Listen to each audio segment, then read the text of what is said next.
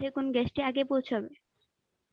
ভাই সেখানে আচ্ছা। আমরা তো জানি যে R1/R2 hmm hmm hmm is equal √M2/M1। তাহলে হুম ভাই হুম হুম। যেটার মোলার ভর বেশি সেখান তো মানে গ্যাসটা পরে পৌঁছবে। হ্যাঁ, তাই তো হওয়া উচিত। ভাইয়া এখন ওদের আবার ডিসটেন্স দিয়ে দিয়েছে যে বি থেকে সি পর্যন্ত 2 সেন্টিমিটার, আবার এ থেকে সি পর্যন্ত 2 সেন্টিমিটার। ভাই আচ্ছা। ডিসটেন্সটা তো এখানে কাজে লাগতেছে না। আচ্ছা, একটা কাজ করো, মানে সবাই বা যে যার মতো আপু তুমি একটু ট্রাই করো, আমি দেখি আজকে ক্লাসের পরে, মানে যেহেতু তোমাদেরকে এই উইকটা আমরা টাইম দিচ্ছিলাম আর কি প্র্যাকটিস ট্যাকটিস করার জন্য, তো পুরা প্রশ্নটা শুনে আসলে পুরা জিনিসটা কল্পনা করতে পারতেছি না, মানে প্রশ্নে আসলে ভাই কতটুকু কি আপনাকে দেয়া আছে। পাঠিয়েছিলাম মেসেঞ্জারে।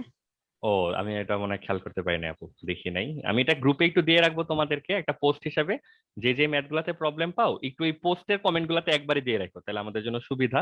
সেখান থেকে ধরো যে ম্যাথ গুলো আমাদের লাগবে সলভ করা দরকার আর কি এখন, সেগুলো ধরো আমরা ইনশাল্লাহ ধরো নেক্সট ফ্রাইডে বা স্যাটারডে একটা ক্লাসে ইনশাল্লাহ সলভ করে ফেলবো না। ঠিক আছে, আচ্ছা তুমি ভাই। যদি আমাকে দিয়ে থাকো আমি দেখবো না, দেখে যদি কিছু থাকে বলার মতো আপাতত জানাবো তোমাকে। ভাইয়া একটা কোশ্চেন ছিল। হ্যাঁ বলো। হ্যাঁ, ধরেন এই যে বললো যে 1 মোল নাইট্রোজেনের 1 অ্যাটমসফিয়ার চাপে এবং এত তাপমাত্রায় এরকম একটা অবস্থায় এটাকে যদি চাপ চেঞ্জ বা তাপমাত্রা চেঞ্জ করা হয় তাহলে ওই অবস্থায় কত হবে। তবে এই ক্ষেত্রে আমরা তো মানে এই চ্যাপ্টার 1-এর ফার্স্টের দিকে তো আমরা পিভি ইকুয়াল টু এনআরটি এটা ব্যবহার করে সবকিছু করছি। হ্যাঁ তো হ্যাঁ। এরপর ভাই আমরা তো সেকেন্ড পার্টে মানে সেকেন্ড ইসে যে দেখলাম, তো ভাই এখানে সূত্রটা অন্য হয়। ওই যে P plus a n square by V square into ওই সূত্রটা হয় ভাই। তাহলে আমরা এখন হ্যাঁ। কোনটা ব্যবহার করে ম্যাথ করবো? এখন এটা হচ্ছে তো ওই যে, একটা মানে সমস্যার তোমার সৃষ্টি করবে। কাছে যেই ফর্মুলাটা আছে, মানে যেটা দিয়ে তুমি করতে পারবা সেটা দিয়ে হচ্ছে করবা, তুমি তো বাস্তব গ্যাসের কোনো ফর্মুলা তো তোমার এটার জন্য নাই, মানে P1 V1 T1 কে সম্পর্কিত করার মতো সম্পর্ক তো নাই তোমার কাছে।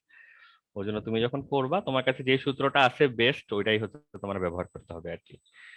তো তুমি ওই হ্যাঁ, পি এটা ওয়ান কি V one by data, T one এটা কি ভাই মানে ডাটা কিরকম দেওয়া থাকবে ওইটার উপর নির্ভর করে তারপর করবো, হ্যাঁ, নাকি ভাই ডাটা কিরকম ম্যাথের দেয়া মধ্যে কোনো এক্সট্রা থাকবে ইনফরমেশন তার দেওয়া উপর থাকবে? ডিপেন্ড করবে। আর তুমি তো অলরেডি জানো তুমি তোমার কাছে কতগুলি ফর্মুলা আছে, তুমি কি কি ফর্মুলা দিয়ে হচ্ছে কাজ করো। তো বাস্তব কেসের জন্য তো আর আমাদের P1 V1 by T1 type formula নাই। তো আলটিমেটলি কোনো উপায় নাই আর কি, তোমাকে ওই আদর্শ গ্যাসের P1 V1 বাই T1 যে ফর্মুলাটা আছে একমাত্র ফর্মুলা, ওটা দিয়ে হচ্ছে কাজ করতে হবে।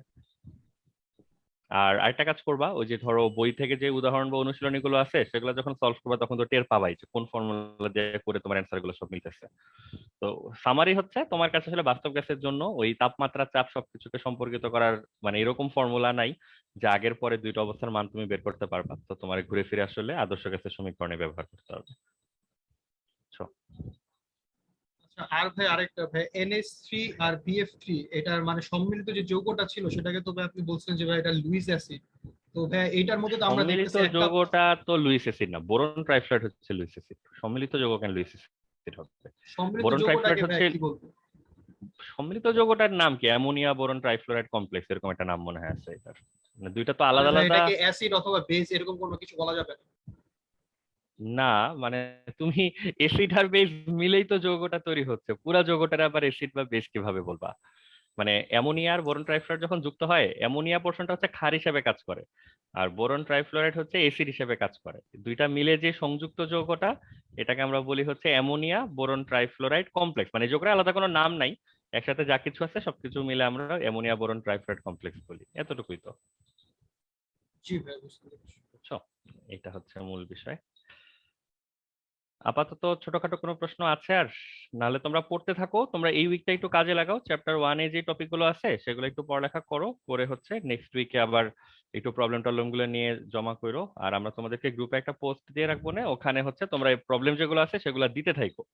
তো তোমরা তো প্রবলেম দেওয়ার সময় তো যাচাই বাছাই করে দাও না, হয়তো অনেক লাগবে না এমন অনেক প্রবলেমও দিয়ে রাখবা, তো আমরা একটু দেখে টেখে যেগুলো সলভ করার দরকার একান্তই সেগুলো আমরা তোমাদেরকে হেল্প করবো ইনশাল্লাহ, চিন্তার কিছু নাই। আর এখন হচ্ছে আমরা তো বলছিলাম যে চ্যাপ্টার 1-এ আপাতত তোমাদেরকে আর মানে পড়ানোর মতো টপিক কিছু নাই, তোমরা ওই দূষণ টুষণ রিলেটেড যে টপিক গুলা সেগুলো একটু একটু এমসিকিউ এর জন্য পড়ে দেখো। আর যাদের কলেজ এখনো শুরু হয় নাই, কলেজ টলেজ যদি শুরু হয় তখন ওখান থেকে স্যাররাও কি বলে একটু শুনে রাখো, অনেক কলেজে দেখবা বলেই দিবে যেগুলো পড়ার টড়ার দরকার নেই, অনেক কথা সাজেশন টাইপও দিয়ে দিতে পারে যে 2-4টা প্রশ্ন পড়ে রাখো। আর তোমরা নিজেরাও যখন টেস্ট পেপার বা আদার্স জিনিসপত্র গুলা দেখবা তখন কিছুটা ক্লু পাবা আর কি, যেখানে আসলে কি ধরনের প্রশ্ন বা কি লাগবে। আর পরে দরকার হলে আমরা আবার ডিসকাস করবো। আর একটা দুইটা ম্যাথ আছে, এই ম্যাথগুলো তোমার বোর্ডের জন্য লাগবে না চ্যাপ্টার 1-এ। আর এই ম্যাথগুলো করার জন্য যে থিওরিটা সেটা আবার নিহিত আছে হচ্ছে চ্যাপ্টার 3-তে। তো আমরা যখন চ্যাপ্টার 3-তে টাইট্রেশন টাইপ জিনিসপত্র আবার একটু পড়বো, তখন তোমরা ওই প্রবলেমগুলো সলভ করতে পারবা। আপাতত আমরা গতকালকে যেটা বলতেছিলাম, আমরা চ্যাপ্টার 2টা হচ্ছে এটা শুরু করতে যাচ্ছি। চ্যাপ্টার 2টা শুরু করি, দেখি এটা আমরা কতদূর পর্যন্ত হচ্ছে আগাতে পারি। আর তোমরা একটা কাজ আমাদেরকে করো, যাদের কলেজ শুরু হয়ে গেছে বা হবে, সিলেবাসে কার কতটুকু থাকে, চ্যাপ্টার 2-তে আসলে কি হচ্ছে না হচ্ছে, এটা আমাদেরকে মাঝে মাঝে একটু আপডেট দিও, তাহলেই হবে। আর একটা প্রবলেম আগে যা ছিল এখন ওই প্রবলেমটা থাকবে, যে তোমার কলেজের টিচার তো আসলে কোনো মাথা মুন্ডু সিরিয়াল টিরিয়াল এগুলো ঠিক রাখার চেষ্টা করবে না। তো তারা হয়তো ছেঁড়া বেড়া করে যখন যা পারবে একটু একটু খামচা খামচি করে পড়াবে, একটা সময় বলবে যে চ্যাপ্টারটা শেষ।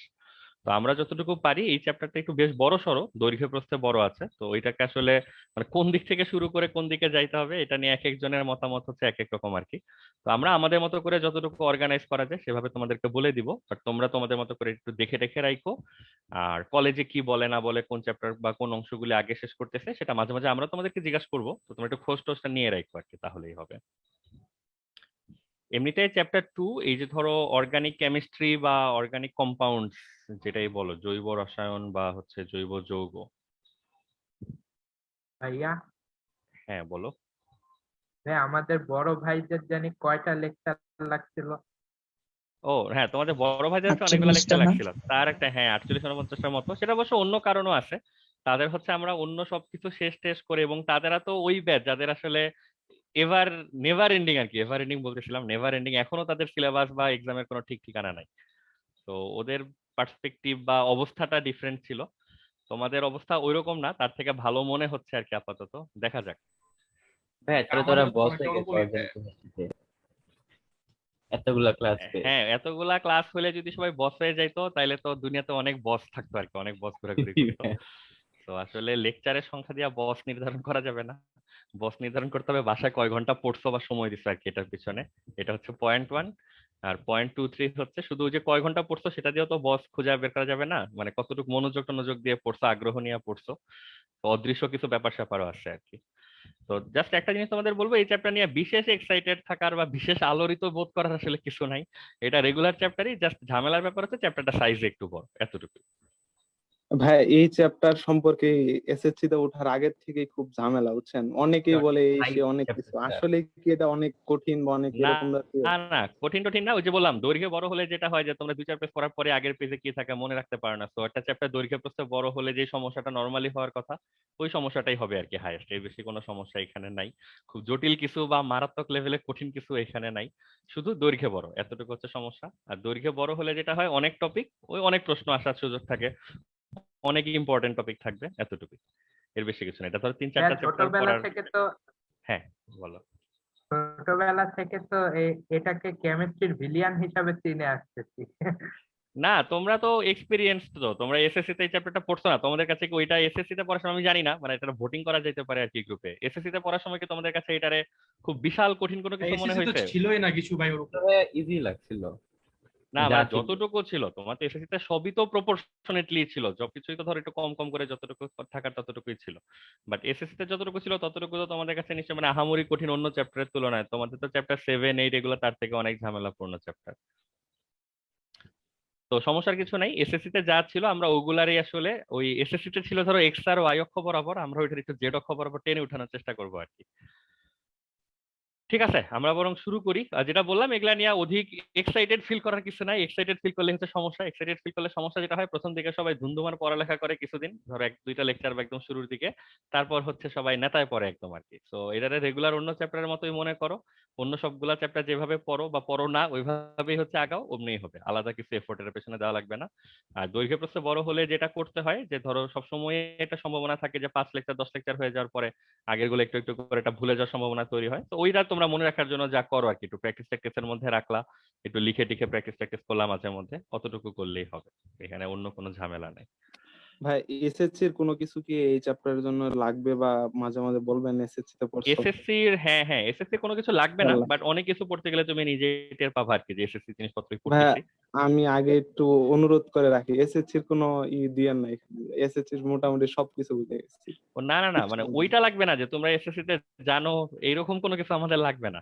এটা তো এইচএসসি তে কখনোই আমাদের তেমন কিছু লাগে নাই আর কি, কারণ এইচএসসি তে যে জিনিসটা তোমার আবার পড়াই লাগতেছে, ওইটা তো এসএসসি তে যা ছিল তার থেকে বেশি করেই আসে নিশ্চয়ই, তা নাহলে তো আর এসএসসি টপিক এইচএসসি তে আসতো না।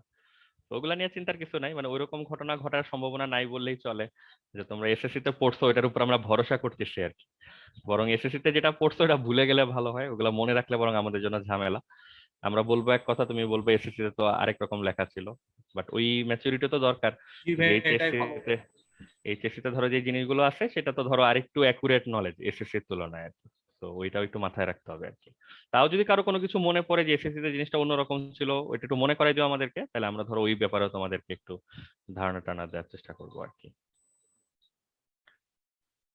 আচ্ছা, ঠিক আছে, এখনো ধরো একদম প্রাইমারি, আজকে তো ধরো একদম ডিসকাশনের পয়েন্ট জিরো জিরো থেকে আমরা মূলবিন্দু থেকে হচ্ছে শুরু করতেছি। অর্গানিক কেমিস্ট্রি বা জৈব রসায়ন, প্রথম হচ্ছে জৈব যৌগের সংজ্ঞা, অর্গানিক কম্পাউন্ড কাকে বলে, এটা ব্যাপারে তোমরা কি জানো এটা বলো। এগুলা তো জিজ্ঞাসা করা উচিত আর কি তোমাদেরকে। কার্বন আর হাইড্রোজেন নিয়ে গঠিত কিছু। আচ্ছা,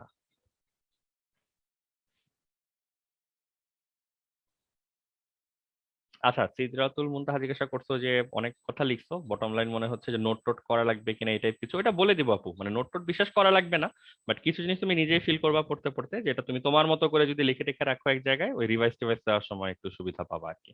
এটা দেখে আমরা তোমাদেরকে টাইম টু টাইম বলে দিব, সমস্যা নাই, চিন্তা করো না। আচ্ছা, অর্গানিক কম্পাউন্ড বা জৈব যৌগ,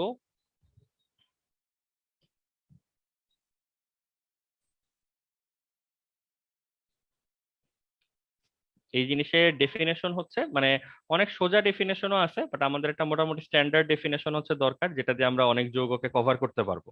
এমন সংজ্ঞা দিলাম যে 10টা যৌগ কভার হয়, 12 নম্বর যৌগটাই হচ্ছে সংজ্ঞার ভিতরে পড়ে না, তাহলে তো সমস্যা। যেমন একদম ছোটবেলায় বা একদম শুরুর দিকের সংজ্ঞাগুলো ছিল যে জৈব যৌগ হচ্ছে খুবই স্পেশাল টাইপের যৌগ, যেটা শুধুমাত্র হচ্ছে জীবের মধ্যে পাওয়া যায়, মানে জীবন আছে যেসব জিনিসপত্রের তার মধ্যে পাওয়া যায়। এখন জীবন আছে ওই ক্যাটাগরাইজ করলে তো তুমি আইদার হচ্ছে প্রাণী পাবা অথবা হচ্ছে উদ্ভিদ পাবা। তো একটা সময় ধারণা ছিল যে উদ্ভিদ আর প্রাণী দেহে স্পেশালি কোনো একটা ফোর্সের কারণে, কোনো একটা শক্তির কারণে হচ্ছে এই যৌগগুলা তৈরি হয়। এই থিওরিটাকে কি বলে, এটাকে বলে হচ্ছে ভাইটাল ফোর্স থিওরি। প্রাণ শক্তি মতবাদ। হ্যাঁ, বাংলা এটারে বলে হচ্ছে প্রাণ শক্তি মতবাদ। এই বার্জেলিয়াস নামক একজন ভদ্রলোক, তোমরা নাম জানো ওনার, এই উনি হচ্ছে এককালে এটা ধারণা করতেন আর কি, যে এই জৈব যৌগ যাদেরকে আমরা বলি, এই যৌগগুলি আসলে ল্যাব বা অন্য কোথাও আর্টিফিশিয়ালি কৃত্রিম ভাবে পাওয়া যাবে না। এই যৌগগুলা শুধু স্পেশাল রহস্যময় মিস্টিরিয়াস কোনো শক্তির প্রভাবে, এগুলা শুধুমাত্র জীবন আছে এরকম প্রাণী দেহে এগুলার হচ্ছে জন্ম হয়। তো এগুলা পেতে গেলে তোমাদেরকে প্রাণী দেহ থেকে সংগ্রহ করে নিতে হবে। তো এরকম একটা আইডিয়া একটা সময় ছিল, অনেক পুরানো থিওরি এটা। তো জৈব যৌগের একদম ইনিশিয়াল চিন্তা ভাবনাগুলো এরকম ছিল যে এই যৌগগুলা সম্ভবত উদ্ভিদ এবং প্রাণী দেহ থেকেই পাইতে হবে। দেন যখন হচ্ছে আমরা জানি তো বোধহয় অ্যামোনিয়াম সায়ানেট, এটাকে হচ্ছে তাপ দিয়ে ইউরিয়া তৈরি করা হয়েছিল। যদি এটা খুব প্ল্যান্ড রিয়াকশন না, যতটুকু জানা গেছে যে আসলে ইউরিয়া তৈরি করার উদ্দেশ্য নিয়ে বিক্রিয়া করা হয় নাই, বিক্রিয়া করা হয়েছিল অন্য কিছু পাওয়ার জন্য। মাঝখান থেকে ইউরিয়া তৈরি হওয়ার পরে, ইউরিয়া হচ্ছে জৈব যৌগ, তো এই একটা এরকম অজৈব যৌগ থেকে তাপ দিয়ে ল্যাবে একটা জৈব যৌগ তৈরি করার প্রক্রিয়াটা তখনকার সময় একেবারে আধুনিক একটা ব্যাপার ছিল। এটা দেখার পরে ওই ভাইটাল ফোর্স থিওরি বা প্রাণ শক্তি মতবাদ যে জিনিসগুলো ছিল সেই সব থিওরি গুলো আস্তে আস্তে রিজেক্ট হয়ে গেল আর কি। তখন আমরা বুঝতে পারলাম যে জৈব যৌগ দেখে আসলে মানে ওইটা ফিল করার কিছু নাই যে আমাদেরকে প্রাণী মেরে উদ্ভিদ মেরে তারপরে এই যৌগ কালেক্ট করতে হবে, এই যৌগ চাইলে ল্যাবে আসলে তৈরি করা সম্ভব। তো অর্গানিক কম্পাউন্ডের তখনকার সময় পর্যন্ত একটা সংজ্ঞা ছিল যে কার্বন বিশিষ্ট যেই যৌগগুলি সেগুলাই হচ্ছে জৈব যৌগ। তো এটা ভাই হচ্ছে খুব, এটাই কি প্রথম যৌগ? হ্যাঁ মানে প্রথম যৌগ না, ল্যাবে তৈরি করা প্রথম যৌগ এটা বলতে পারো আর কি। ও আচ্ছা। এটা হচ্ছে আর্টিফিশিয়ালি বা ল্যাবে তৈরি করা প্রথম জৈব যৌগ। আচ্ছা, তো জৈব যৌগের একটা সংজ্ঞা ছিল প্রথম দিকে যে আমরা কার্বন বিশিষ্ট যৌগগুলাকে ইন জেনারেল জৈব যৌগ বলতাম, যে যে যৌগের মধ্যে হচ্ছে কার্বন থাকবে সেটাই হচ্ছে জৈব যৌগ। তো এই সংজ্ঞাটা ছোট ক্লাসের জন্য ঠিক আছে, মানে এসএসসি লেভেল বা এরকম ছোট ক্লাসের জন্য ঠিক আছে, কিন্তু একটু উপরের ক্লাসে দেখা যায় যে কার্বন বিশিষ্ট অনেক যৌগই আছে যেটা আসলে জৈব যৌগ না, যেমন কার্বন ডাইঅক্সাইড জৈব যৌগ না। তো এরকম আমাদেরকে আরেকটু তাহলে স্ট্যান্ডার্ড করতে হবে আর কি সংজ্ঞাটাকে, যেন আমরা ছোটখাটো মিস্টেক গুলাকে হচ্ছে এখান থেকে রিকভার করতে পারি, রিজেক্ট করতে পারি। তো জৈব যৌগের এখন পর্যন্ত আমরা যে সংজ্ঞাটা ফলো করলে মোটামুটি সমাধান দেওয়া যায় সেটা হচ্ছে হাইড্রোকার্বন।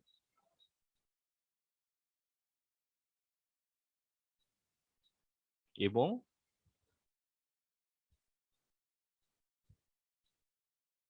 এদের জাতক, জাতকের ইংলিশ হচ্ছে ডেরিভেটিভ। তো সিম্পল ওয়েতে বললে হাইড্রোকার্বন, আমরা তো সবাই হাইড্রোকার্বনের সাথে তো পরিচিত, কার্বন আর হাইড্রোজেনের দ্বারা গঠিত যত যৌগ আছে এগুলাকে আমরা ইন জেনারেল হাইড্রোকার্বন বলি। তো হাইড্রোকার্বন ইটসেলফ এবং হাইড্রোকার্বনের ডেরিভেটিভ। তো ডেরিভেটিভ বা জাতক কথাটার মানেও তোমরা জানো, সেটা হচ্ছে এই যৌগের ধরো হাইড্রোজেন বা কোনো একটা পরমাণুকে তুমি সরাই দিয়ে যদি তার জায়গায় অন্য কোনো পরমাণু নিয়ে আসো, তখন যে যৌগগুলো তৈরি হয় এগুলাকে আমরা মূল যৌগের ডেরিভেটিভ বলি বা জাতক বলি। জাতক কথাটা সিম্পল মিনিং হচ্ছে যা থেকে জাত হয় বা উৎপন্ন হয়। তো হাইড্রোকার্বন ইটসেলফ এবং হাইড্রোকার্বনের বিভিন্ন রকমের জাতক, যত রকমের জাতক তৈরি করা সম্ভব তাদের সবাইকে নিয়ে আমরা যে সেট গঠন করতে পারি এই সেটটাকে আমরা বলবো হচ্ছে জৈব যৌগ। এই কারণে আমরা যখন পড়ালেখা করব দেখবো যে পড়ালেখার সিকোয়েন্সটা ওইভাবে আগাবে। প্রথম ফোকাসটা থাকবে হচ্ছে হাইড্রোকার্বনের উপরে, কত রকম হাইড্রোকার্বন আমরা চিনি সেটার উপরে। দেন হাইড্রোকার্বনের পড়ালেখাটা যখন শেষ হবে তখন হাইড্রোকার্বন থেকে আরো কি কি পাওয়া যায়, হাইড্রোকার্বনের একটু পরমাণু চেঞ্জ করে, দুইটা পরমাণু চেঞ্জ করে কি কি পাওয়া যায়, দেখবা যে ওই পড়ালেখাগুলো আস্তে আস্তে এই চ্যাপ্টারে হচ্ছে আসতে থাকবে।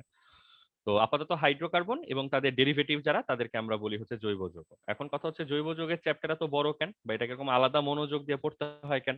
আমরা তো অজৈব যৌগ এরকম আলাদা মনোযোগ দিয়ে আলাদা কোনো চ্যাপ্টার করে তো পড়ি নাই। যদিও ঘটনা সত্য যে ফার্স্ট পার্ট পুরোটা যা পড়ছি পুরোটাই মোর অর লেস হচ্ছে অজৈব যৌগের উপরে পড়ালেখা করা হয়েছে, কিন্তু এটাকে এরকম আলাদা মনোযোগ দেওয়ার কারণ হচ্ছে যৌগের মানে অস্বাভাবিক রকমের মানে অসামঞ্জস্য। অসামঞ্জস্য হচ্ছে এরকম একটা স্ট্যাটিস্টিক্স আমরা একটা সময় ইউজ করতাম আরো আগে, এখন এই সংখ্যাগুলো আরো পরিবর্তন হইতে পারে, যে সারা দুনিয়াতে ধরো টোটাল জৈব যৌগের সংখ্যা যদি 80 লাখ হয় অর্গানিক কম্পাউন্ড, তার এগেনস্টে সমগ্র ইনঅর্গানিক কম্পাউন্ড নিলে, অজৈব যৌগ নিলে তুমি পাবা হচ্ছে 1 লাখ। তো তুমি সংখ্যার দিক থেকে যদি চিন্তা করো, অজৈব যৌগ যা আছে জৈব যৌগের সংখ্যা তার প্রায় 80 গুণের মতো। এতদিনে নাম্বারটা আরো পরিবর্তন আসার কথা, বাট এটা রাফ নাম্বার হচ্ছে এরকম। তো বুঝতেই পারতেছো জৈব যৌগ সংখ্যায় যেহেতু অস্বাভাবিক রকমের বেশি, তো এত রকম যৌগ এত রকম বৈশিষ্ট্য, কেমিস্ট্রিতে একটা মেইন কাজ হচ্ছে বিভিন্ন যৌগকে একটা একটা করে ধরে ধরে না পড়া, একটা ক্যাটাগরি করে করে এমন ভাবে পড়ালেখা করা যেন অনেকগুলা যৌগের বৈশিষ্ট্য অনেকগুলা মৌলের বৈশিষ্ট্য আমরা একবারে বলে দিতে পারি। যে উদ্দেশ্য থেকে হচ্ছে আমাদের পর্যায় সারণী, তারপর বায়োলজি শ্রেণীবিন্যাস টাইপের টপিক গুলো জন্ম হয়েছে, যে আমাদের এত সময় নাই আমরা একটা একটা করে যৌগ নিব, একটা একটা করে যৌগ চেক করব, পড়বো, জানবো, ওই সময় সুযোগ নাই এটা, এবং উচিত না এত মানে পরিশ্রম করা একটা যৌগের পিছনে। তো আমরা যে কারণে এই 80 লাখ যৌগ বা এরকম বিশাল সংখ্যক যৌগকে কতখানি সাইন্টিফিক্যালি পড়তে পারি, কতখানি ভাগ করে দিতে পারি, কিভাবে মিলগুলো রেখে রেখে এক একটা করে ক্যাটাগরি করতে পারি, এই জিনিসগুলি পড়ালেখার জন্য বেসিক্যালি এই চ্যাপ্টার বা এই নলেজটার হচ্ছে দরকার। এই নলেজ যদি কারো না থাকে তাহলে সে প্রপারলি মানে আনসাইন্টিফিক ওয়েতে যদি এগুলো পড়াশোনা শুরু করে, বুঝতেই পারতেছে 80 লাখ যৌগের মাথা মুন্ডু সে কিছুই হচ্ছে ম্যানেজ করতে পারবে না। এখন এই তথ্যটার পরে এই যে 80 লাখ মানে 1 লাখের এগেনস্টে 80 লাখ অর্গানিক যৌগ অবস্থান করে আর কি দুনিয়াতে, এইটা দেখার পর প্রথম যে কোশ্চেনটা হয় সেটা হচ্ছে এত বেশি কেন? এগুলো কি তোমরা এসএসসি তে কম বেশি জেনে টেনে আসছো নাকি জৈব যৌগ চীন এত? যৌগ বা এরকম কিছু মনে আছে? আচ্ছা, এখন জৈব যৌগ এত বেশি কেন এটা তো বুঝতেছে, একটা অত্যন্ত কমন কোশ্চেন আর কি এই তথ্যটার পরে। তো এই কোশ্চেনটার অ্যান্সার অনেক আছে, বাট আমরা যদি একটু সহজ করে বলি, এটার পিছনে মূল হোতা এবং মূল কালপ্রিট হচ্ছে কার্বন। এই কার্বন মৌলটাকে সেন্টার করে তো আসলে জৈব যৌগগুলা গঠিত।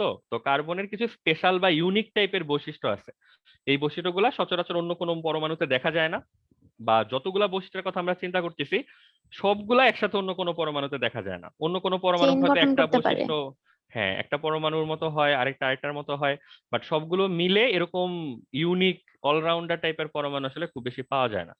তো তার এই অলরাউন্ডিং বৈশিষ্ট্যের মধ্যে কি কি বৈশিষ্ট্য আছে, প্রথম যে স্পেশাল বৈশিষ্ট্যের কথা আমরা বলি এটাকে বলে হচ্ছে ক্যাটিনেশন।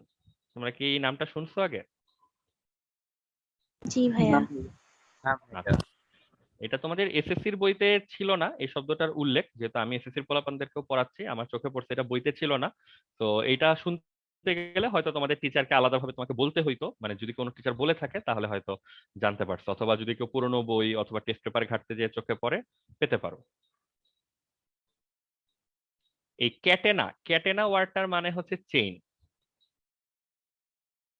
তো কার্বন যেটা করতে পারে, একটা কার্বন পরমাণু তার নিজেরই অন্য একটা পরমাণু মানে আরেকটা কার্বন পরমাণুর সাথে বিভিন্ন দৈর্ঘ্যের হচ্ছে চেইন গঠন করতে পারে। সেগুলা সে সিঙ্গেল বন্ড দিয়ে গঠন করতে পারে, এগুলা সে ডাবল বন্ড দিয়ে গঠন করতে পারে, এগুলা সে ট্রিপল বন্ড দিয়ে গঠন করতে পারে।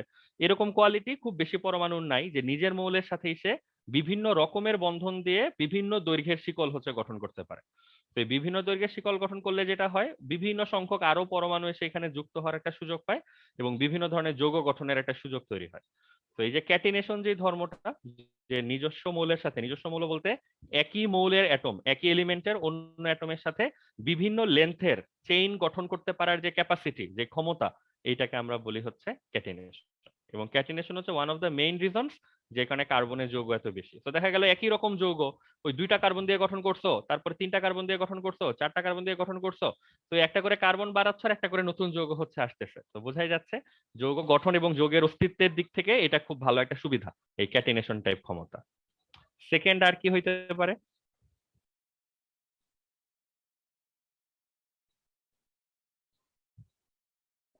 ভাই ক্যাটিনেশন তৈরি হওয়ার মেন, হ্যাঁ, একজন একজন করে বলো। ভাইয়া বললাম যে এই ক্যাটিনেশনটা শুধু কার্বনের মধ্যেই কেন তৈরি হলো, বা এর কোনো রিজন আছে কিনা?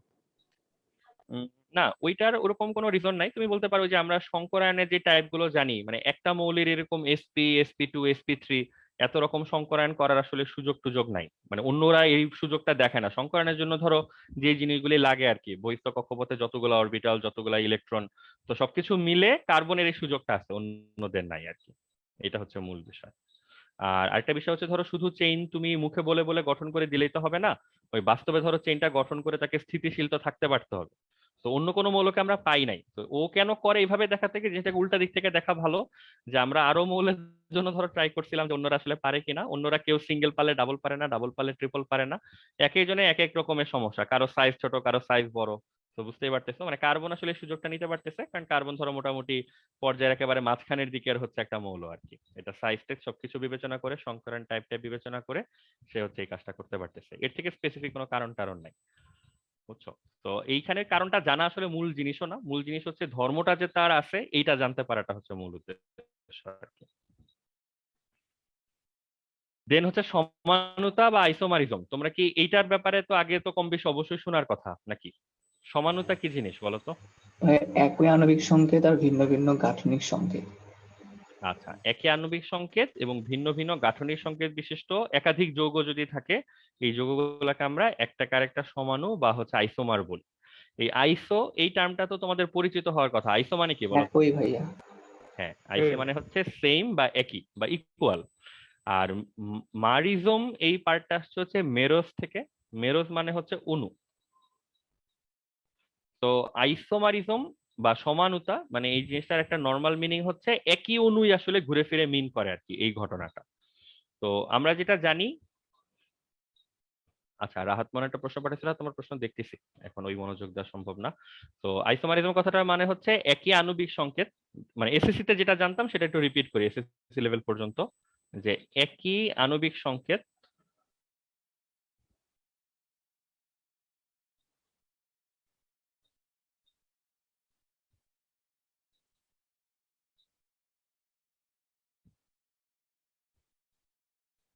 কিন্তু ভিন্ন গাঠনিক সংকেত বিশিষ্ট। তো অ্যাটমিক ফর্মুলা, অ্যাটমিক না, এটাকে বলতে হবে মলিকুলার ফর্মুলা। মলিকুলার ফর্মুলা হচ্ছে সেম, বাট স্ট্রাকচারাল ফর্মুলা হচ্ছে ডিফারেন্ট।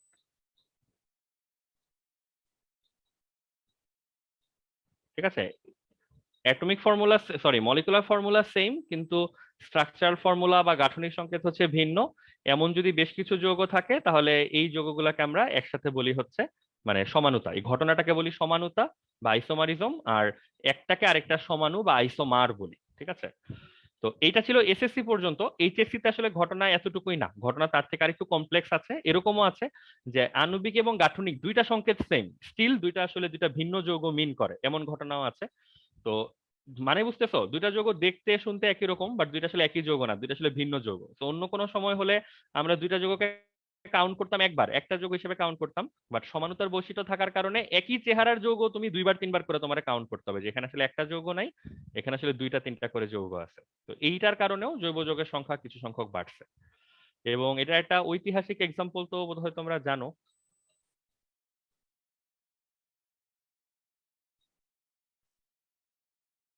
ইথানল, তাই না? মনে টনে কিছু পরে 2 কার্বন বিশিষ্ট অ্যালকোহল, অ্যালকোহল তো ওএইচ গ্রুপ ধারণ করে। ইথানল এই যৌগটার তুমি যদি আণবিক সংকেত বা মলিকুলার ফর্মুলা লিখতে চাও সিম্পল ওয়েতে, তাহলে কার্বন আছে এখানে 2টা, হাইড্রোজেন আছে টোটাল 6টা, অক্সিজেন আছে হচ্ছে 1টা। তো জিনিসটাকে তুমি যদি এইভাবে চিন্তা করো যে C2H6O, এইটা হচ্ছে একটা মলিকুলার ফর্মুলা বা একটা আণবিক সংকেত। এই আণবিক সংকেতটা তুমি বুঝতে চাও এটা কোন যৌগটা, এটা তুমি চেক করতে চাও। তো এই যৌগটাকে চেক করতে যে তুমি প্রথমে একটা গাঠনিক সংকেত পেলা এরকম, যে যৌগটা দেখে তুমি বুঝতে পারলা এটা একটা অ্যালকোহল গোষ্ঠীর যৌগ, এটার নাম হচ্ছে ইথানল। এরপর তুমি চেক করতে যেয়ে দেখলা এই সেম কাঠামো, same number of carbon, hydrogen এবং অক্সিজেন মিলে আরেকটা যৌগ পাওয়া গেল। সেই যৌগটা দেখতে ধরো এইরকম, এখনো গুনলে দেখবা 2টা কার্বন, 6টা হাইড্রোজেন, 1টা অক্সিজেন এখানে রয়ে গেছে। তার মানে শুধু C2H6O এই সংকেত বলে জৈব যৌগে অর্গানিক পার্টে আমরা আসলে খুব বেশি সুবিধা করতে পারি না। এইটা আসলে একটা যৌগ মিন করে না, আরো যদি সিম্পল করে বলি এই চেহারা দিয়ে তুমি মাল্টিপল টাইপ যৌগ খুঁজে পাইতে পারো নেচারে। তো বুঝতে পারতেছো জৈব যৌগের সংখ্যা আসলে কেন বাড়ে। তুমি H2SO4 বললে তো আমরা একটার বেশি যৌগ বুঝি না, একটা যৌগই বুঝি। কিন্তু তুমি যদি C2H6O বলো তাহলে এখান থেকে আসলে নানান রকমের যৌগ তৈরি হতে পারে, 2টা 3টা 4টা করে যৌগ, বা ক্ষেত্র বিশেষে আরো বেশি সংখ্যক যৌগ হচ্ছে তৈরি হতে পারে। তো এইটা হচ্ছে কোন ক্যাটাগরি, যে আণবিক সংকেত বা molecular formula same, but still আমরা 2টা ডিফারেন্ট স্ট্রাকচারাল ফর্মুলা পাচ্ছি, 2টা ভিন্ন গাঠনিক সংকেত পাচ্ছি, বা 2টা ভিন্ন যৌগ পাচ্ছি। তো এটা হচ্ছে সোজা এক্সাম্পল, জটিল এক্সাম্পল আর এখন দিব না। জটিল এক্সাম্পল যখন আমরা একটু পড়ালেখা করব তারপরে দিতে পারবো। যে যেটা বললাম যে এইচএসসি তে আমরা সব সেম সেম সেম, মানে আণবিক সংকেত সেম, গাঠনিক সংকেত সেম। এইরকম যৌগ পাবো যে আণবিক গাঠনিক 2টা সংকেত যদি সেম হয়ে যায় তখন যৌগটাকে আসলে একটা যৌগই বলা উচিত ছিল, বাট আমরা দেখবো যে না, ওখানেও আসলে 2টা ভিন্ন যৌগ হইতে পারে বিভিন্ন ভাবে। তো এই বৈশিষ্ট্যগুলির কারণে জৈব যৌগের সংখ্যা ধরো কিছু পরিমাণ বাড়ে আর কি। নাফি যেমন বলছো পারমুটেশন কম্বিনেশন কিছুটা ওই টাইপের, যে পরমাণুগুলোকে আগে পিছিয়ে করলে দেখা যায় যে মিনিংফুল কোনো না কোনো যৌগের সংকেত আসলে তৈরি হয়ে যাচ্ছে। সব ক্ষেত্রে হবে না, অনেক ক্ষেত্রেই হবে আর কি, বাট এই বৈশিষ্ট্যটা আছে, এটা বুঝতে পারতে হবে। তো এই জিনিসটা একটু আমরা ব্লু মার্ক করে রাখি, এটা আরো অনেক ডিসকাশন দরকার, এটা ডিসকাশন আরো অনেক দূর পর্যন্ত যাবে। আজকে যেহেতু আমাদের ইন্ট্রোডাক্টরি ডিসকাশন, এই নামটা যে জানি আমরা, ঘটনাটা যে কিছুটা জানতে পারলাম, এতটুকুই আমাদের জন্য যথেষ্ট। দেন তুমি হচ্ছে ক্যাটিনেশনের কথা শুনলা, দেন হচ্ছে তুমি সমানুতার কথা শুনলা, এরপর কিছু ছোট বৈশিষ্ট্য আছে যেমন পলিমার।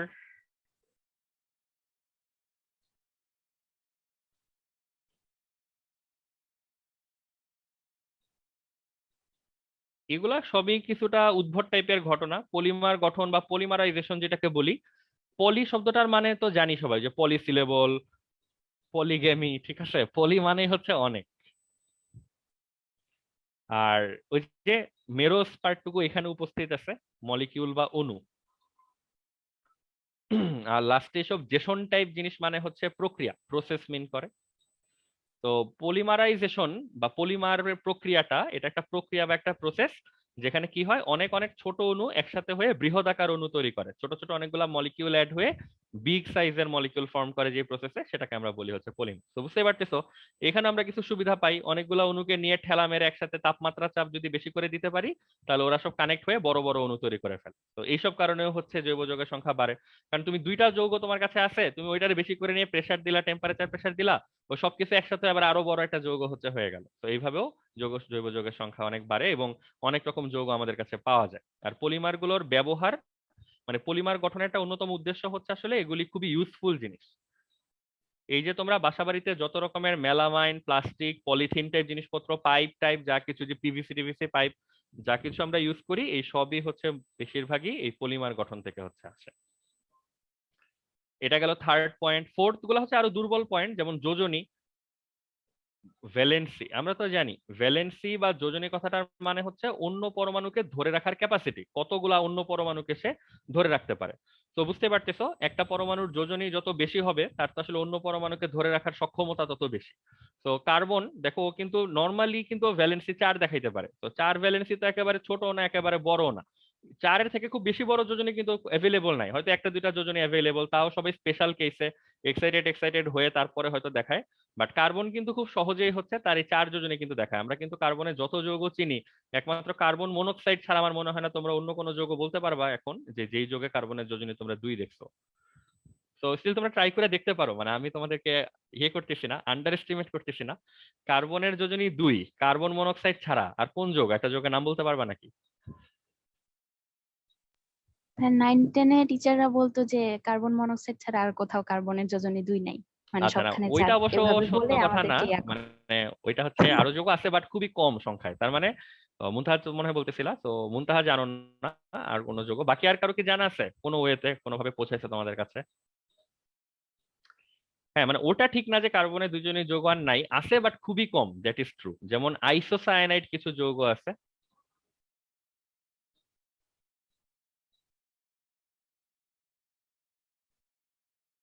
ধরো আইসোসায়ানাইড যৌগ, এগুলির একটা সংকেত লিখলে তোমরা বুঝতে পারবা।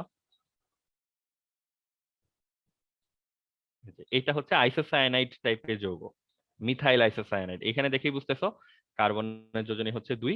বাট যেটা মূল কথা, কার্বনের যোজনী 2 আসলে খুবই রেয়ার। এই কার্বন মনোক্সাইড আর আইসোসায়ানাইডের পর তুমি যদি আমারই জিজ্ঞাসা করো আরেকটা বলতে, এটা আমার অনেকক্ষণ চোখ বন্ধ করে চিন্তা করতে হবে যে আর কোথায় কি দেখছে এরকম।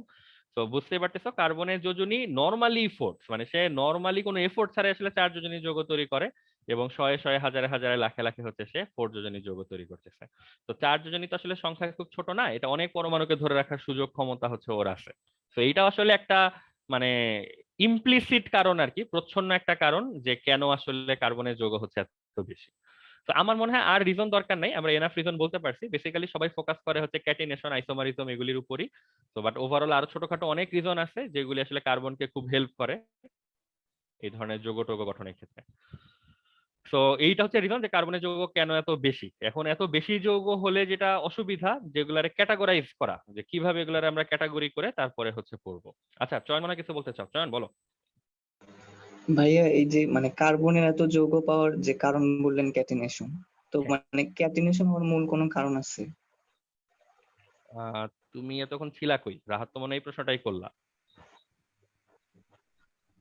না, ওইটার আলাদা আর কোনো কারণ নাই, বা কারণ থাকলে ওইটা আমরা তোমার ছিলাম বলতে তো। চাচ্ছি না আর কি। ওইটা আসলে স্পষ্ট কোনো কারণ নাই, কারণ কার্বন যেটা ভাইয়া বললাম পর্যায় সারণীর মাঝখানের দিকে আছে, এটা সংকরায়ন টাইপ হচ্ছে অনেক রকম, এইগুলি ব্যবহার করে সে হচ্ছে এই সুযোগটা কাজে লাগাতে পারে আর কি। ভাইয়া হ্যাঁ হ্যাঁ, বলো, শুনতেছি। হ্যাঁ, কার্বনের তো যোজনী 4, তাহলে ভাই ও সবসময় মানে ফোর্থ যেই মানে বন্ধনটা ওইটা ভাই নিজেদের মধ্যে না করে অন্য কোনো জায়গায় কেন করে? যে মানে নিজেদের মধ্যে কি 4টা বন্ধন করা এটা কেন পসিবল না? ও, মানে নিজেদের মধ্যে 4টা বন্ধন করা পসিবল না, তোমাদের কারো কোনো আইডিয়া আছে? আচ্ছা, আমি প্রথমে প্রশ্নটা বুঝি নাই, এখন বুঝতে পারছি। মানে তুমি বলতে এরকম কিছু একটা বলতে চাচ্ছো যে একটা কার্বনে যদি 4টা বন্ধন করার মানে যোজনী 4 হয়, তাহলে আরেকটা কার্বনের সাথে সে 4টা বন্ধন করে কেন যুক্ত হয়ে যায় না, এরকমই কি প্রশ্নটা? জি ভাই। আচ্ছা, এটার ব্যাপারে তোমাদের কারোর কোনো কিছু জানা আছে অলরেডি? তাহলে তোমাদের মতামত আমরা শুনতে পারি, তারপর আমরা তোমাদেরকে একটু ধারণা দিতে পারি। তো সবাই 20 সেকেন্ড, বেশি না, 20 থেকে 25 সেকেন্ড তোমাদেরকে টাইম দিচ্ছি চিন্তা করার জন্য যে এই প্রশ্নটার অলরেডি কোনো উত্তর বা কোনো ধরনের কোনো মতামত তোমাদের কাছে আছে কিনা। ভাইয়া, হ্যাঁ বলো, শুনতেছি। পাই বন্ড তো মনে হয় 2টার বেশি হইতে পারে না, এসপি অরবিটাল না, এই কারণে। কেন হইতে পারে না, মানে একটু বুঝায় বলো, মানে সবাই যেন আমরা বুঝতে পারি। তথ্য নিজের কাছে আটকে রাখলে তো আমরা বুঝতে পারবো না। মানে ভাই ওই জিওমেট্রি থেকে আমরা দেখলে 2টা যেটা প্যারালাল প্যারালাল ওই তো পাই বন্ড করে, তাই না? হ্যাঁ, আচ্ছা, ঠিক আছে, আমি জানি না মানে আতিকের উত্তর যে প্রশ্ন করছো সে বুঝছো কিনা বা বাকিরা বুঝছো কিনা।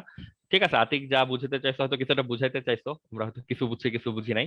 এখন আর কারো কাছে কোনো মতামত আছে, মানে কার্বন কেন 2টা পরমাণু একসাথে হয়ে C2 বা সি টেট্রা বন্ড সি এরকম কিছু তৈরি করে না কেন? কেউ জানো নাকি?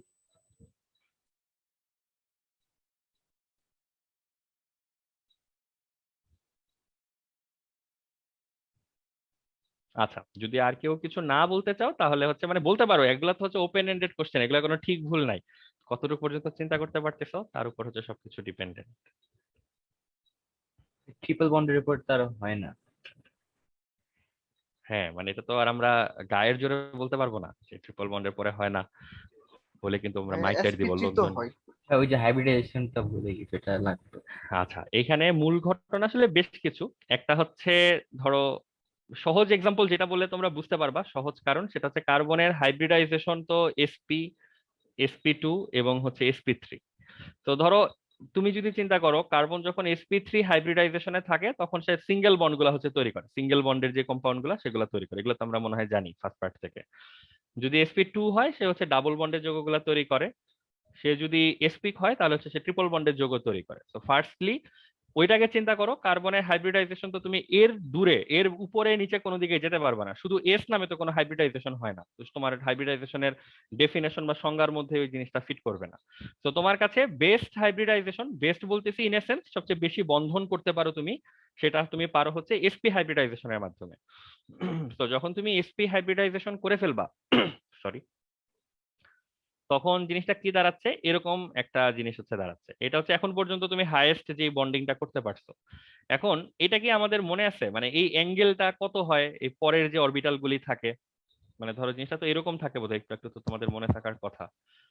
তো এই কার্বনটার যে sp হাইব্রিডাইজেশনের পরে যে দুইটা অরবিটাল, একটা আমি এদিকে আঁকলাম পাশের কার্বনের সাথে সিগমা বন্ড দেখানোর জন্য, আরেকটা অরবিটাল থাকে কই হাইব্রিডাইজ? উল্টা দিকে ভাইয়া একেবারে, এই কারণে ওইটা তো আর মানে এইদিকে আসে। কত কত কত 180 ডিগ্রি 180 180 হ্যাঁ, মানে উল্টা মুল্টা এগুলা বলবা না, ওই যে সঠিকভাবে বলবা আর কি, 180 ডিগ্রি।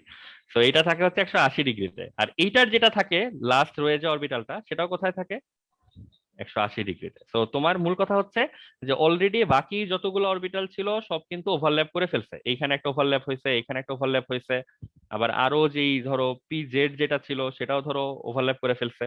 তো অলরেডি যা যা অরবিটাল ছিল অন্য কার্বনটার সাথে সবই ওভারল্যাপ করে ফেলছে, একটা মাত্র অরবিটাল হচ্ছে ওর বাকি আছে, এবং সেটাও আছে কত ডিগ্রিতে, দুইটা পরস্পর অপোজিটে, এইদিকে 180 ডিগ্রিতে একটা, ওইদিকে হচ্ছে 180 ডিগ্রিতে একটা। এখন এইটা হচ্ছে ঝামেলা, এই দুইটা অরবিটালকে তুমি কি আসলে ওভারল্যাপ করাতে পারবা কিনা, বা কোনোভাবে কি সম্ভব এই দুইটা ওভারল্যাপ করবে, এইটা হচ্ছে মেইন কোশ্চেন, যে এইটার ওভারল্যাপিং পসিবল কিনা। তো আমাদের আন্ডারস্ট্যান্ডিং বলে যে যদি কিছুটা অ্যাঙ্গেল ট্যাঙ্গেল করেও থাকতো তাহলে আমরা বলতাম যে চাপা চাপা মেরে কিছু অংশ আমরা ধরো ওভারল্যাপ করায় ফেলবো, কিন্তু এই দুইটার গঠন আসলে এমনই অবস্থা যে টোটালি একজন আরেকজন থেকে অন্যদিকে মুভ করে আছে। তো এই অবস্থায় আসলে এই দুইটা অরবিটালকে আমরা কখনো ওভারল্যাপ করাতে পারবো না, টেকনিক্যালি সম্ভব না আর কি। যেহেতু ওভারল্যাপ করাইতে পারবো না সেহেতু হচ্ছে এই চারটা বন্ধনের ব্যাপারটা পর্যন্ত কখনো আসবে না, ট্রিপল বন্ড পর্যন্ত হয়ে ওই 4 নাম্বার বন্ডটা সবসময় ওপেনই থাকতে হবে, অন্য কারোর সাথে সে যুক্ত হইতে পারবে, হয়তো এইদিকে একটা পরমাণুর সাথে যুক্ত হইতে পারবে, এইদিকে কারোর সাথে যুক্ত হইতে পারবে। বুঝছো জাওয়াত, কি বুঝছো? মানে এটা হচ্ছে মূল ঘটনা। তো চারটা বন্ধন করতে না পারার পিছনে লিমিটেশন আসলে কার্বনের, যে তার হাইব্রিডাইজেশন যতগুলি অ্যাভেলেবল সেটা আসলে তারা এলাও করে না যে 4 নাম্বার অরবিটালটা যেন সে ওভারল্যাপ করতে পারে। যদি ওইটার কোনো সুযোগ আমাদের থাকতো তাহলে ওটাও সে করে ফেলতো, না করার কোনো কারণ দেখা যাচ্ছে না। আর উপরের ক্লাসে গেলে আরেকটা জিনিস আমরা তোমাদেরকে পড়াবো, মানে আমরা বা অন্য কেউ হয়তো তোমার পড়াবে, সেটা হচ্ছে এমওটি নামে একটা থিওরির কথা আমরা তোমাদেরকে মনে হয় বলছিলাম ফার্স্ট পার্টে, যে মলিকুলার অরবিটাল থিওরি, সমযোজী বন্ধনের সবচেয়ে মডার্ন থিওরি হচ্ছে এটা, যেটা আমাদের এইচএসসি সিলেবাসে থাকে না, এটা তার উপরের সিলেবাসে থাকে। তো এই এমওটি বা মলিকুলার অরবিটাল থিওরি দিয়ে হচ্ছে এই জিনিসগুলো এক্সপ্লেন করা যায়, যে এই যৌগ যেটা তৈরি হবে বা আমরা যেটা কল্পনা করতেছি এটা আদৌ সম্ভব কিনা, বা তৈরি হওয়ার পরে এটা স্থিতিশীল হবে কিনা, ওই কমেন্ট গুলা ওই থিওরি দিয়ে হচ্ছে করা যায়। তো ওই থিওরি যেহেতু জানি না, এইচএসসি পর্যন্ত যতটুকু জানি সেটা দিয়ে এই পর্যন্ত জিনিস তুমি বলতে পারবা। যা কি বুঝছো কিছুটা?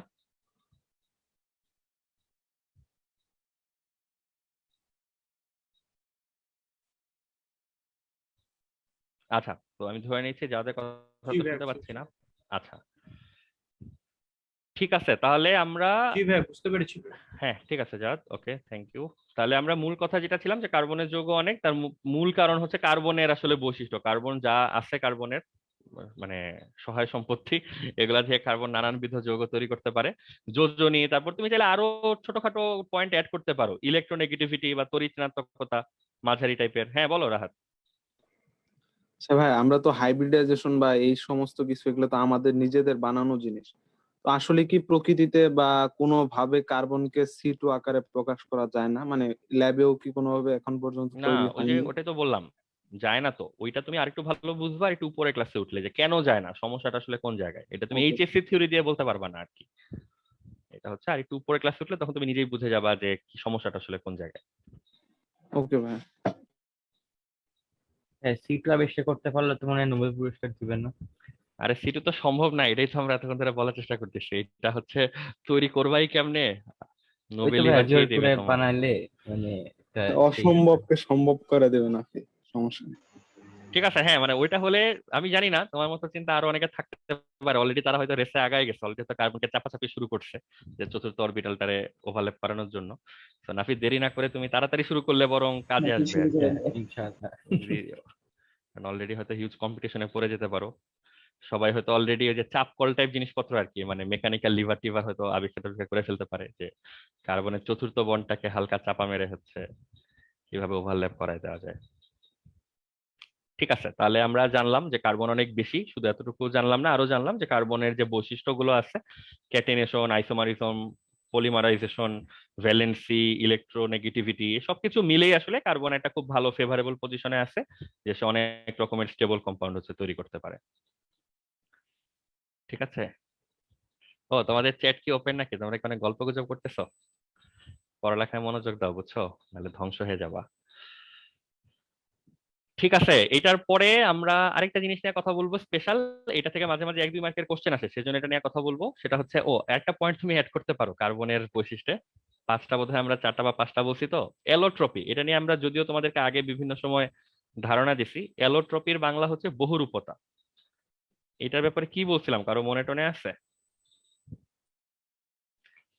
এলোট্রপি বা বহুরূপতা মানে হচ্ছে, ধরো কার্বন ইটসেলফ মানে বিভিন্ন রকম ফিজিক্যাল ফর্মে থাকে দুনিয়াতে। ফিজিক্যাল ফর্মে থাকে বলতে হচ্ছে যে কয়লা, ডায়মন্ড, গ্রাফাইট, এরকম বিভিন্ন ফর্মে হচ্ছে কার্বনকে পাওয়া যায়। তো এই যৌগগুলো আবার এক একটার এক এক রকম বৈশিষ্ট্য, মানে মিলবে না কোনোটার সাথে কোনোটা, সবাই যে একই জায়গা থেকে আসে এটাই তোমার বিশ্বাস করতে ইচ্ছা করবে না। ধরো কোল বা কয়লা এটা একেবারে কুচকুচে কালো কালারের, আবার ডায়মন্ড ধরো একেবারে মানে গ্লেজিং টাইপের, মানে ধরো খুব উজ্জ্বল এবং সাদা টাইপের। আবার গ্রাফাইট হচ্ছে ধরো একদম নরম, মানে ডায়মন্ড যেরকম সলিড এবং রিজিড, গ্রাফাইট আবার তার থেকে ডিফারেন্ট। তো এই যে এক একটা জিনিসের বৈশিষ্ট্য টোটালি এক এক রকম, এটাও কিন্তু খুব রেয়ার, এরকম কিন্তু আসলে পাওয়া যায় না। তো একটা বহুরূপতা থেকে পরীক্ষা হচ্ছে প্রশ্ন আসে, এটা আমরা তোমাকে একটু বলে রাখতে চাই, এটাকে হচ্ছে ফুলারিন বলে। ফুলারিন বেসিক্যালি কোনো পার্টিকুলার কম্পাউন্ড না, মানে একটা কম্পাউন্ড এরকম কিছু না। ফুলারিন আসলে একটা গোষ্ঠী, team of compound, group of compound. এখানে হচ্ছে কার্বনের বিশাল বিশাল সংখ্যা, মানে ধর কার্বনের 30টা, 40টা, 50টা, 60টা, 70টা, 80টা করে কার্বন একসাথে কানেক্ট হয়। ওই যে একটা সাথে আরেকটা তো কানেক্ট হওয়ার সুযোগ আছে, তোমরা একটু আগে শুনলা। তো কানেক্ট হয়ে হয়ে তারা বিশাল বিশাল চাকা টাইপ জিনিসপত্র তৈরি করে, বিশাল বিশাল জায়ান্ট টাইপ জিনিসপত্র তৈরি করে, কণা তৈরি করে। তো এগুলির আমরা বলি হচ্ছে ফুলারিন। তো কার্বন 32, কার্বন 40, 50, কার্বন 60 এগুলোকে লিখিও আমরা এইভাবে, ধরো কার্বন 32, কার্বন 50, কার্বন 60, কার্বন 70 বা কার্বন 72, এইভাবে হচ্ছে আমরা ফুলারিন গুলাকে লিখি। তার মধ্যে স্পেসিফিক্যালি ইম্পর্টেন্ট হচ্ছে এই C60, যেটা এটা একটা নাম আছে, এটাকে হচ্ছে বুকমিনস্টার ফুলারিন বলে। লিখে কেমনে? মিনস্টার, একটু বই দেখো, বইতে হয়তো খুঁজে পাবা, মিনিস্টার বা মিনস্টার, এনিওয়ে বুকমিনস্টার ফুলারিন। এই জিনিসটার কাহিনী বেশ ইন্টারেস্টিং। সেটা হচ্ছে, এখানে 60টা কার্বন একটার সাথে একটা কানেক্ট হয়ে হয়ে আলটিমেটলি এটা চক্রাকার হয়ে যায়, মানে বল টাইপের একটা হয়ে যায়, এটারে বাকি বলও বলে। সবগুলা একসাথে কানেক্ট হয়ে চক্রাকার হইতে হইতে পুরো একটা গোল ভারী বলের মতো শেপ হচ্ছে ধারণ করে। তো এই গোল যে একটা স্ফেরিক্যাল শেপ, একটা বলের মতো শেপ, এটা হচ্ছে যে বুকমিনস্টার, এটা আসলে একজন লোকের নাম, একজন আর্কিটেক্ট। তো আমি তোমাদের ক্লাস শুরুর আগে এটা যে খুঁজে ওনার চেহারাটা বের করার চেষ্টা করতেছিলাম, তো এরকম একটা খুব সুন্দর ছবি পাওয়া যায় নেটে। এই ওনার নামই হচ্ছে বুকমিনস্টার ফুলার, আর্কিটেক্ট ছিলেন উনি। হচ্ছে এই জিওডেসিক ডোম বলে, যে পিছনে যে জিনিসটা দেখতে পাচ্ছ এটারে বলে হচ্ছে, যতটুকু আমার মনে পড়ে, জিওডেসিক ডোম। জিওডেসিক মানে হচ্ছে পৃথিবীর মতো, ডোম মানে হচ্ছে গম্বুজ। তো পৃথিবী আকৃতির গম্বুজ, এই আর্কিটেকচারাল মানে প্যাটার্নটা হচ্ছে উনি ফর্ম করছিলেন। তো এই ফুলারিন যেটা C60, এটা তৈরি হওয়ার পর, মানে এটা যখন আবিষ্কার হলো, এটাকে দেখতে মোটামুটি একই স্ট্রাকচারে হচ্ছে দেখা যাচ্ছিল, দেখে একই জিনিসের কথা মনে হচ্ছিল। তো এই কারণে C60 যেটা, এটারে হচ্ছে বুকমিনস্টার ফুলারিন বলে আর কি, ওনার নাম অনুযায়ী। ভাই এই ছবিটা ক্যালেন্ডারে দেখছিলাম। এইটা এইটা ক্যালেন্ডারে দেখার তো কথা না, যাই হোক দেখো থাকতেও পারে, বাট এটা খুবই ফেমাস আর্কিটেকচারাল মানে মডেল আর কি, খুবই ফেমাস। তুমি শুধু গুগলে বুকমিনস্টার লিখে সার্চ দিও, দেখবা যে প্রচুর জিনিসপত্র আসবে। উনি তো অনেক কিছুই করছেন, যেহেতু উনি খুব সিনিয়র লেভেলের আর্কিটেক্ট, বাট এটা তার সবচেয়ে ফেমাস ক্রিয়েচার গুলির মধ্যে একটা আর কি, ক্রিয়েশন গুলির মধ্যে একটা। ঠিক আছে, তাহলে ফার্স্টলি আমরা যেটা বললাম ফুলারিন, ফুলারিন জিনিসটা হচ্ছে কার্বন অনেকগুলি করে একসাথে কানেক্ট হয়ে হয়ে যে স্ট্রাকচার গুলো তৈরি করে এগুলাকে বলে হচ্ছে ফুলারিন। এগুলাকে লেখার নিয়ম হচ্ছে লাইক C32 C50 এইভাবে হচ্ছে লেখে, যেটা দেখে আমরা বুঝতে পারি আর কি যে কতগুলি কার্বন অ্যাটম একসাথে হয়ে হয়ে তারা হচ্ছে এই বিশাল শেপটা হচ্ছে তৈরি করে। এগুলোর মধ্যে ইন পার্টিকুলার C60 যেটা, বলতো C60 যেটা, এটার আণবিক ভর কত হবে, মলিকুলার মাস কত হবে? 720 ভাইয়া। হ্যাঁ, এগুলো কিন্তু দেখবো যে এমসিকিউ তে আসে যে ফুলারিনের, মানে এখন আলটিমেটলি যেটা হয়েছে বুকমিনস্টার ফুলারিন এত ফেমাস হয়েছে যে অন্য গুলারের লোকজন আর বেল না দিয়ে এটারই ফুলারিন হিসেবে চেনে। তো যদি তুমি ওই বুকমিনস্টার ওয়ার্ডটা নাও থাকে, শুধু ফুলারিন বললেও তুমি এই টাইপের কথাবার্তা বুঝে নিও যে C60টাকে হচ্ছে মিন করার চেষ্টা করা হচ্ছে। তো এটার মোলার ম্যাস বা মলিকুলার ম্যাস আর কি, যেটা আণবিক ভর, এটা হবে হচ্ছে 720, যেটা তোমরা ক্যালকুলেট করছো। এবং প্রত্যেকটা কার্বনের সাথে প্রত্যেকটা কার্বন এখানে sp2 হাইব্রিডাইজেশন দেওয়া হচ্ছে কানেক্টেড। তো এগুলো খুব বেসিক ইনফরমেশন, এগুলো একটু জেনে রাখলে ভালো হয়। আর কেমনে শেপটা কেমন 720 হবে একটু বলবেন? করে দেখো, মানে 60 × 12। ও আচ্ছা আচ্ছা, আমি 6 দিয়ে গুণ করছি এই জন্যই তো মিলাম। না না, 6 দিয়ে গুণ করলে কি হবে? হবে না তো। হ্যাঁ, আর এটার ইউজটা কি জিনিসটার? ইউজটা নিয়ে ধরো আমি ক্লিয়ার না, এটা ইউজ আসলে কি জিনিসটা তো আসলে অন্যরকম, এটা আমরা নেচারে পাইছি কিভাবে সেটা নিয়ে হচ্ছে কথা, নেচারে এক্সিস্ট করে। তো আমরা তো ধরো কার্বনের যত ফরমেশন আছে সবগুলো তো আমাদের কাছে ইউজফুল টাইপ হইতে হবে এরকম না, ও এক্সিস্ট করে, এটারে খুঁজে পাইছি, মানে এটাই ধর একটা বড় ব্যাপার। বাট স্টিল ফুলারিনের আসলে কোনো অ্যাপ্লিকেশন আছে কিনা এটা আমার একটু চেক করে দেখতে হবে, এটা আমার এই মুহূর্তে ধরো নলেজে নাই। দেখে যদি কিছু পাই এটা ভাইয়া, তোমাদেরকে জানাবো না। হ্যাঁ বলো। ভাই এটা কি শুধু কার্বনেটই যৌগ নাকি ভাই কিছু মানে ফুলারিন নাইট্রোজেন গুলা অথবা ফুলারিন গুলা হচ্ছে কার্বনের যৌগ, শুধু কার্বন। ভাইয়া শুধু 4টা যৌগই কি থাকে? কোন চারটার কথা বললা, ওই যে উপরে এই যে যে ভাই, চারটা? জি। না না না, ওইখানে এরকম আরো হইতে পারে, এগুলো তো এক্সাম্পল হিসেবে লিখছে। আচ্ছা মেন কথা হচ্ছে এরকম বিশাল বিশাল সংখ্যক কার্বন শুধুমাত্র কানেক্ট হয়ে হয়ে যেই যৌগগুলি হয় আর কি। ঠিক আছে, সো আপাতত এটা হচ্ছে মূল ব্যাপার। আর ব্যবহারের কথা জানতে চাইছো বা কি কাজে লাগে বা আদৌ কোনো কাজে লাগে কিনা, ওটা আমি একটু খোঁজ নিব না, যদি আমার নলেজের মধ্যে আসে কিছু এটা আমি তোমাদেরকে জানাই দিব, সমস্যা নেই। তো এটা কিন্তু 1 মার্ক 2 মার্কের জন্য আসবে, এটা একটু মাথায় রাখো। আমরা যেগুলো তোমাদেরকে বলে দিব যে এক্সামের জন্য ইম্পর্টেন্ট, এগুলো আসলে এক্সামের জন্য ইম্পর্টেন্ট, এগুলো একটু আলাদা মনোযোগ দিয়ে একটু ফ্রেশ টেস্ট করে খুঁজে টুজে পড়ে টরে রাখো, ছবি টবি গুলা দেখে দেখে রাখো, বা যা বলতেছি এগুলা লাগবে। আচ্ছা, তাহলে আমাদের গেল এই পার্টটা যে আমরা কার্বনের কিছু অ্যালোট্রপি, বহুরূপতা এবং কিছু বৈশিষ্ট্য নিয়ে কথাবার্তা বললাম। এরপরের জিনিসপত্র হচ্ছে ক্লাসিফিকেশন অফ অর্গানিক কম্পাউন্ডস।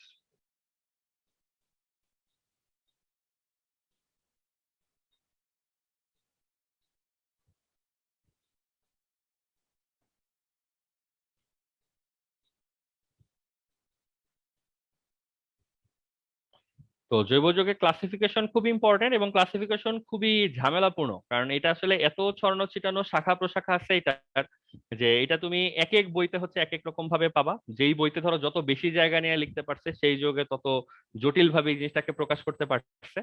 তো আমরা একটা কাজ করতে পারি, একটু আমাকে টাইম দাও 30 সেকেন্ড, তোমাদের হাজারিনাগের বইতে কি ক্লাসিফিকেশন আছে এটা নিয়ে একটু কথাবার্তা বলে রাখি। এই ক্লাসিফিকেশনটা জানা বেশ বেসিক, কারণ তাহলে তুমি অ্যাটলিস্ট সিলেবাসের ব্যাপারে একটা আইডিয়া পাবা যে আমরা আসলে কি জিনিসপত্র নিয়ে সামনে পড়ালেখা করতে চাচ্ছি।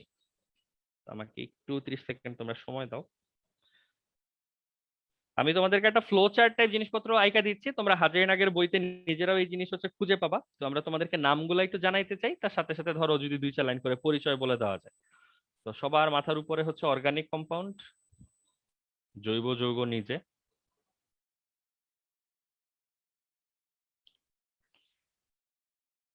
এটাকে প্রথমে আগেই বলে রাখতেছি, এটা কিন্তু বিভিন্ন রকম ক্লাসিফিকেশন আছে, তো এক এক বইতে এক এক রকম পাবা, তো কোনো কিছুই ঠিক না কোনো কিছুই ভুল না। মেইন এখানে পারপাসটা বোঝাটা জরুরি। পারপাস হচ্ছে জৈব যৌগের আসলে কত রকম ব্রাঞ্চিং আছে, কত রকম ছোট ছোট ভাগে আমরা এটাকে ভাগ করতে পারছি, এই নামগুলি তোমাদেরকে জানানোটা হচ্ছে এই টপিকের মূল উদ্দেশ্য। যখন আমরা নামগুলা জানবো, এক একটা নাম মানে তো এক একটা ছোট ছোট ক্লাব, এটা ক্যাটাগরি, তো আমরা ওই ক্যাটাগরিগুলির ব্যাপারে যখন জানবো, ওই জানতে জানতে দেখা গেল পুরো জৈব যৌগই হচ্ছে আমাদের জানা হয়ে যাবে। এইটা হচ্ছে স্ট্র্যাটেজি, এটা হচ্ছে ইচ্ছা। তো সেই ইচ্ছা থেকে হচ্ছে আমরা তোমাদেরকে এই ক্লাসিফিকেশন লিখে দিচ্ছি, আমরা ফলো করতেছি হচ্ছে হাজারিনাগের বই আমার হাতের কাছে আছে, ওখান থেকে তোমাদেরকে এটা জানাচ্ছি। তো প্রথমে হচ্ছে মুক্ত শিকল এবং বদ্ধ শিকল, আমি ইংলিশও বলতেছি বাট আপাতত ক্লু রাখো।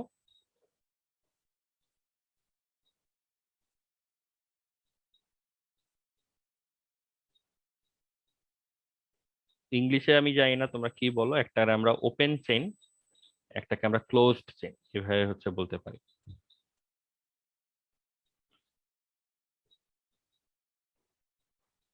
ওপেন চেইন নর্মাল আইডিয়া হচ্ছে, ওপেন চেইন কারে বলি আমরা জানি, অর্গানিক কম্পাউন্ড সবই হচ্ছে চেইন চেইন, একটার পর একটা একটার পর একটা বসায় বসায় জিনিসগুলোকে তৈরি করা হয়। ওপেন চেইন মানে হচ্ছে যেই চেইনের মানে মাথা এবং লেজ আছে, যেই যে চেইনের তুমি একটা শুরু এবং শেষ খুঁজে পাবা, সেগুলাকে আমরা বলি হচ্ছে ওপেন চেইন। যে এই টাইপ জিনিসপত্রগুলা,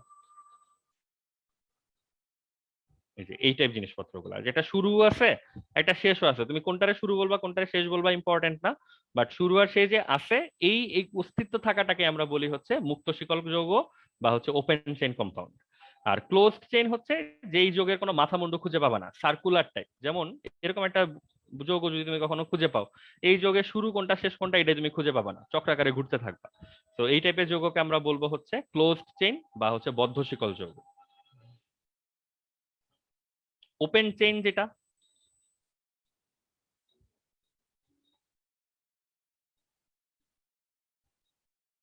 এটাকে আবার আমরা সম্পৃক্ত অসম্পৃক্ত দুইটা ভাগে ভাগ করে রাখছি, সম্পৃক্ত অসম্পৃক্ত। ইংলিশে একটাকে বলে স্যাচুরেটেড, আরেকটাকে বলে হচ্ছে আনস্যাচুরেটেড। এই বিষয়টা বোধহয় তোমরা এসএসসি তে কিছুটা জানতে পারছো, মনে আছে নাকি বলো তো? সম্পৃক্ত যৌগ কাদেরকে বলে, স্যাচুরেটেড বা সম্পৃক্ত? যাদের ভাইয়া সিঙ্গেল একটা মাত্র কার্বন, একটা মাত্র বন্ধন থাকে এরকম। মানে সিগমা বন্ধন থাকে, আর যাদের পাই বন্ধন থাকে সেটা। আচ্ছা ঠিক আছে, মানে সম্পৃক্ত যৌগের মধ্যে তাহলে তোমরা তো অনেক কিছুই বললা, মানে কাহিনী কি এটা একটু বুঝায় বলতে পারবা? মানে সিঙ্গেল বন্ডের কথা শুনলাম, সিগমা বন্ডের কথা শুনলাম, এগুলা থাকলে সহজে বিক্রিয়া করে না ভাই। সহজে বিক্রিয়া, আচ্ছা মানে নামকরণের সার্থকতা বলে, এটা সম্পৃক্ত কেন বলে? নর্মালি তুমি আগে এইটা বলা লাগবে না, অন্য জিনিস চিন্তা করো আগে। যেমন এই জীবনে সম্পৃক্ত শব্দটা কত কত জায়গায় শুনছো, সম্পৃক্ত দ্রবণ স্যাচুরেটেড সলিউশন, ফিজিক্স হয়তো সম্পৃক্ত বাষ্পচাপ, তাই না, স্যাচুরেটেড ভ্যাপার প্রেসার, এরকম কথাবার্তা হয়তো শুনছো। তো সব জায়গাতে, এই টপিক বাদ দাও, অন্য সব জায়গাতে যত জায়গায় তুমি সম্পৃক্ত শব্দটা শুনছো, সম্পৃক্ত শব্দটা কি মিন করে? নর্মালি একই জিনিস তো মিন করে। ভাইয়া যতটুকু মানে দরকার ততটুকু পূরণ হয়ে গেছে এরকম। হ্যাঁ, মানে সম্পৃক্ত বলতে সাধারণত যেটা মিন করে ক্যাপাসিটি ফিল আপ হয়ে গেছে, যেখানে যেই জিনিসটা যতটুকু থাকা সম্ভব পুরাটাই আছে, এটা হচ্ছে সম্পৃক্ত শব্দটার কমন মিনিং। তো এখন ওইটা যদি সবাই এগ্রি করো, মনে থাকে তোমাদের যে সম্পৃক্ত দ্রবণ, সম্পৃক্ত বাষ্পচাপ, তারপর আরো যা যা পড়ছো আর কি জীবনে সম্পৃক্ত, সবকিছুর মিনিং একই ছিল সম্পৃক্ত কথাটার। তো এইখানে যে তুমি সম্পৃক্ত যৌগ বলতে চাও, মানে এই সম্পৃক্তের আসলে মিনিং কি? এইখানে কেন তুমি এটাকে সম্পৃক্ত বলতেছো, কোনো আইডিয়া? মানে ভাইয়া কার্বনের যে 4টা হাত আছে প্রতিটাতেই একটা করে থাকবে, এই কারণে সম্পৃক্ত বলতেছে। 4টা হাতে ব্যবহৃত হবে ভাইয়া এরকম। চারটা হাত তো সবগুলাতেই ব্যবহৃত হবে, এটা তো মানে পাই বন্ড থাকবে না আর কি, sp3 থাকবে সংকরায়ন। হ্যাঁ মানে এটা কি, হাইড্রোজেন দ্বারা পূর্ণ থাকবে। এটা কি কেউ ক্লিয়ারলি বলতে পারবা যে ধরো পাই বন্ড থাকুক না থাকুক, মানে এটার সাথে নামটা সম্পৃক্ত কেন বলছে সেটা জানতে চাচ্ছি। মানে ভাইয়া এটা তো সবগুলো চাইলে অরবিটালি ইউজ হচ্ছে সংকরায়ন, এই কারণে সম্পৃক্ত বলতেছে। অন্যগুলাতে সবগুলো অরবিটাল ইউজ হচ্ছে না। পাই বন্ড গুলো ইউজ হচ্ছে না সংকরায়নে কার্বনের।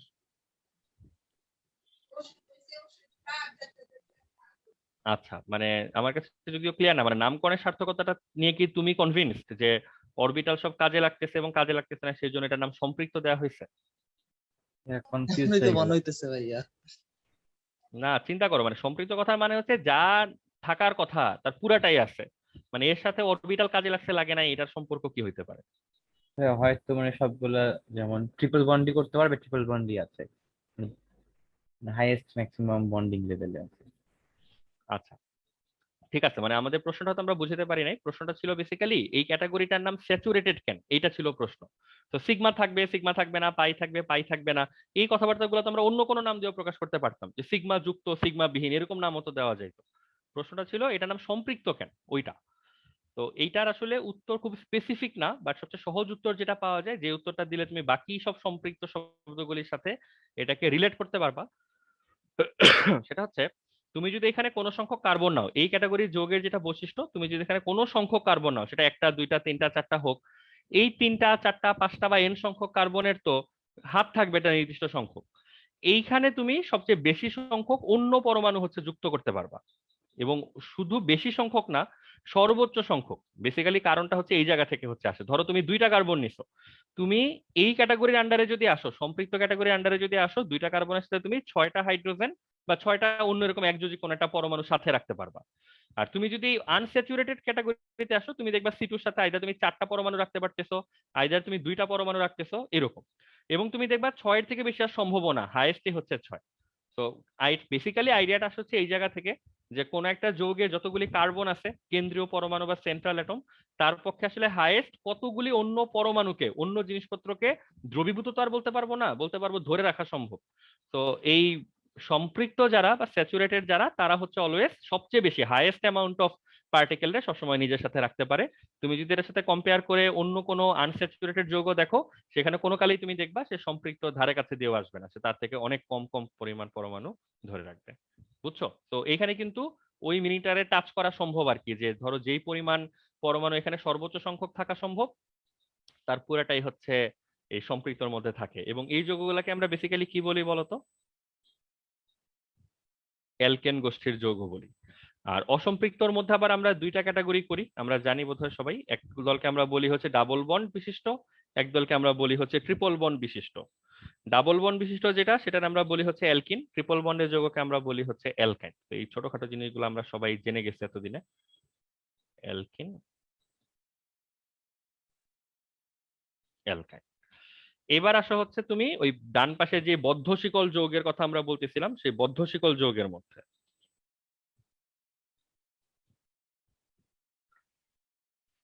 একটু টাইম দাও, 5 সেকেন্ড।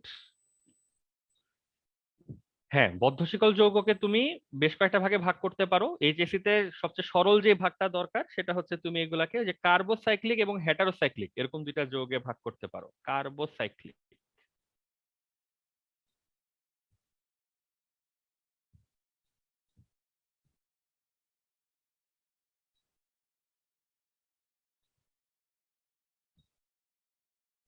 আর হচ্ছে হেটেরোসাইক্লিক। কার্বোসাইক্লিক মানে বুঝতেছো, যাদের রিং গুলা বা এই যে এই স্ট্রাকচার, রিং স্ট্রাকচারটা যাদের শুধু কার্বন পরমাণু দিয়ে গঠিত, তাদেরকে আমরা বলি হচ্ছে কার্বোসাইক্লিক যৌগ। ঠিক আছে? তো যেমন এইটা ইটসেলফ একটা কার্বোসাইক্লিক যৌগের এক্সাম্পল হয়ে গেছে।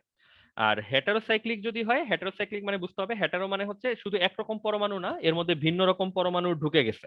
নাইট্রোজেন হতে পারে, সালফার হতে পারে, অক্সিজেন হতে পারে, অন্য কোনো পরমাণু যদি ঢুকে যায় এদের মধ্যে, তখন এটাকে আমরা বলি হচ্ছে হেটারোসাইক্লিক যৌগ। তো কার্বোসাইক্লিক মানে অল কার্বন, ওই লুপটা গঠিত হয়েছে কার্বন দিয়ে।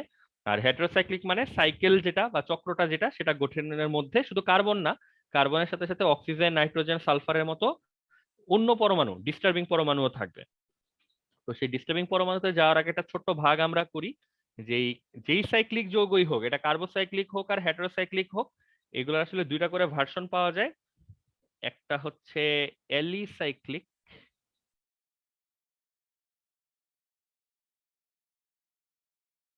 অ্যালিসাইক্লিক এবং ধরো অ্যারোমেটিক। লেখারই তো জায়গা পাচ্ছি না। তো কার্বোসাইক্লিক যৌগকে তুমি 2টা ভাগে ভাগ করতেছো, একটা হচ্ছে অ্যালিসাইক্লিক, একটা হচ্ছে অ্যারোমেটিক। আর হেটারোসাইক্লিক যেটা, সেটা তুমি 2 ভাগে ভাগ করতেছো, একটা হচ্ছে অ্যালিসাইক্লিক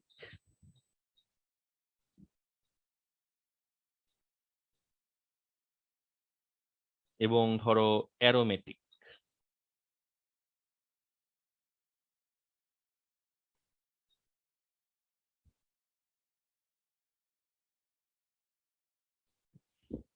এগুলির কাহিনী কি? অ্যালিসাইক্লিক জিনিসটা কি? অ্যালিসাইক্লিক বেসিক্যালি মানে খুব ফেমাস কিছু না, এটা বলতে আমরা মিন করি যে যৌগ হিসেবে সাইক্লিক, কিন্তু নেচার টেচারের দিক থেকে সে সামহাও তোমার এই এলিফেটিক যৌগ, এই যেগুলো তো আসলে এলিফেটিক, এই এলিফেটিকের মতো করে হচ্ছে বিহেভ করবে।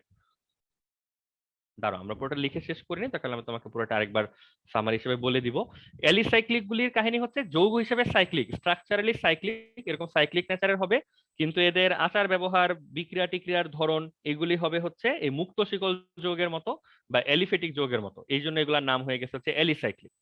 আর অ্যারোমেটিক, এটা টোটালি ডিফারেন্ট ক্যাটাগরির যৌগ। অ্যারোমেটিক হচ্ছে ওই যে তোমরা এসএসসি তে বোধহয় পড়ছো যে অ্যালিফেটিকের বিপরীতে একটা ক্যাটাগরি থাকে, এদেরকে আমরা অ্যারোমেটিক যৌগ বলি।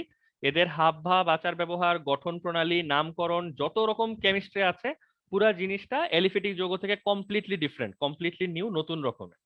তো অ্যারোমেটিক যৌগ বুঝতেছো দুই ভাবে আসলে গঠিত হয়, একটা হচ্ছে কার্বোসাইক্লিক অ্যারোমেটিক, যেমন ধরো বেনজিন টাইপ যৌগ,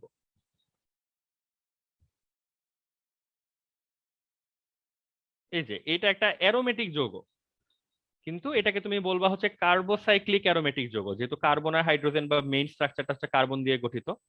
আর তুমি যখন এখানে হেটারোসাইক্লিক যৌগ নিয়ে হচ্ছে কথা বলবা, তখন এই হেটারোসাইক্লিক অ্যারোমেটিক যৌগ হচ্ছে কোনগুলি, যে ধরো তোমরা কি এরকম অ্যারোমেটিক যৌগ আগে দেখছো যে অ্যারোমেটিক যৌগের মধ্যে হচ্ছে তোমার নাইট্রোজেন বা সালফার এই টাইপ জিনিসপত্র হচ্ছে ঢুকে গেছে? যেমন বইতে একটা এক্সাম্পল দেয়া থাকে এরকম। আমরা যখন টাইম আসবে অ্যারোমেটিক যৌগ তোমাদেরকে দেখানোর, আমরা তোমাকে শয়ে শয়ে এক্সাম্পল দেখাবো। আপাতত আজকে শুধু পরিচিত হয়ে থাকো আর কি এটার সাথে। এই টাইপ, এটা মুখস্থ করা লাগবে না এই সংকেত। এই যে যৌগটা দেখতেছো এটা একটা অ্যারোমেটিক যৌগ ফার্স্টলি। হেটারোসাইক্লিক কেন বলতেছো? কারণ মেইন লুপের উপর, মেইন চেইনের উপরে সালফার নামের একটা এডিশনাল পরমাণু হচ্ছে এখানে টুক করে ঢুকে পড়ছে, এই কারণে এটাকে তুমি বলতেছো হচ্ছে হেটারোসাইক্লিকের আন্ডারে থাকা অ্যারোমেটিক। আর হেটারোসাইক্লিকের আন্ডারে থাকা অ্যালিসাইক্লিক কি জিনিস, যে হেটারোসাইক্লিক মানেই যে এই লুপের মধ্যে অন্য পরমাণু থাকবে, বাট তার বিক্রিয়া ধরন নেচার গুলা হচ্ছে আসলে অ্যালিফেটিক যৌগের মতো হবে। যেমন এখানে ইথিলিন অক্সাইড একটা যৌগের এক্সাম্পল দেয়া আছে, এই যৌগ দেখতে এরকম হওয়ার কথা আর কি। তো দেখো মানে আমরা অনেক কথা বলে ফেলছি, কিছু কথা একটু ডিসঅর্গানাইজড মনে হইতে পারে। এখন আমাদের পুরাটা মোটামুটি বলা শেষ, এবার সবাই পুরা এই জিনিসটা দিকে তাকায় দেখো যে কোনো পার্ট নিয়ে তোমাদের কোনো আলাদা কনফিউশন আছে কিনা। আমরা পুরোটা তোমাদের জন্য একবার একটু রিভিউ করে দিচ্ছি। হ্যাঁ নাফি বলো। ভাই যে ওপেন চেনে লিখেছেন অ্যালিফ্যাটিক, কিন্তু ভাই হ্যাঁ, ক্লোজ চেনে কিছু লেখা নাই কেন? ওটার কি কোনো নাম নাই এরকম? না ওইটার আলাদা নাম নাই, কারণ ওটাকে তুমি যে নিচের ক্যাটাগরিতে তো দেখতেই পাচ্ছ, এটার অ্যালিফেটিক নেচারের যৌগ আছে আবার অ্যারোমেটিক নেচারের কম্পাউন্ড আছে, তো ওই জন্য এটাকে আসলে কমন নেম দিয়ে লেখা পসিবল না। এটা তুমি সাইক্লিক কম্পাউন্ড লিখে রাখতে পারো আর কি।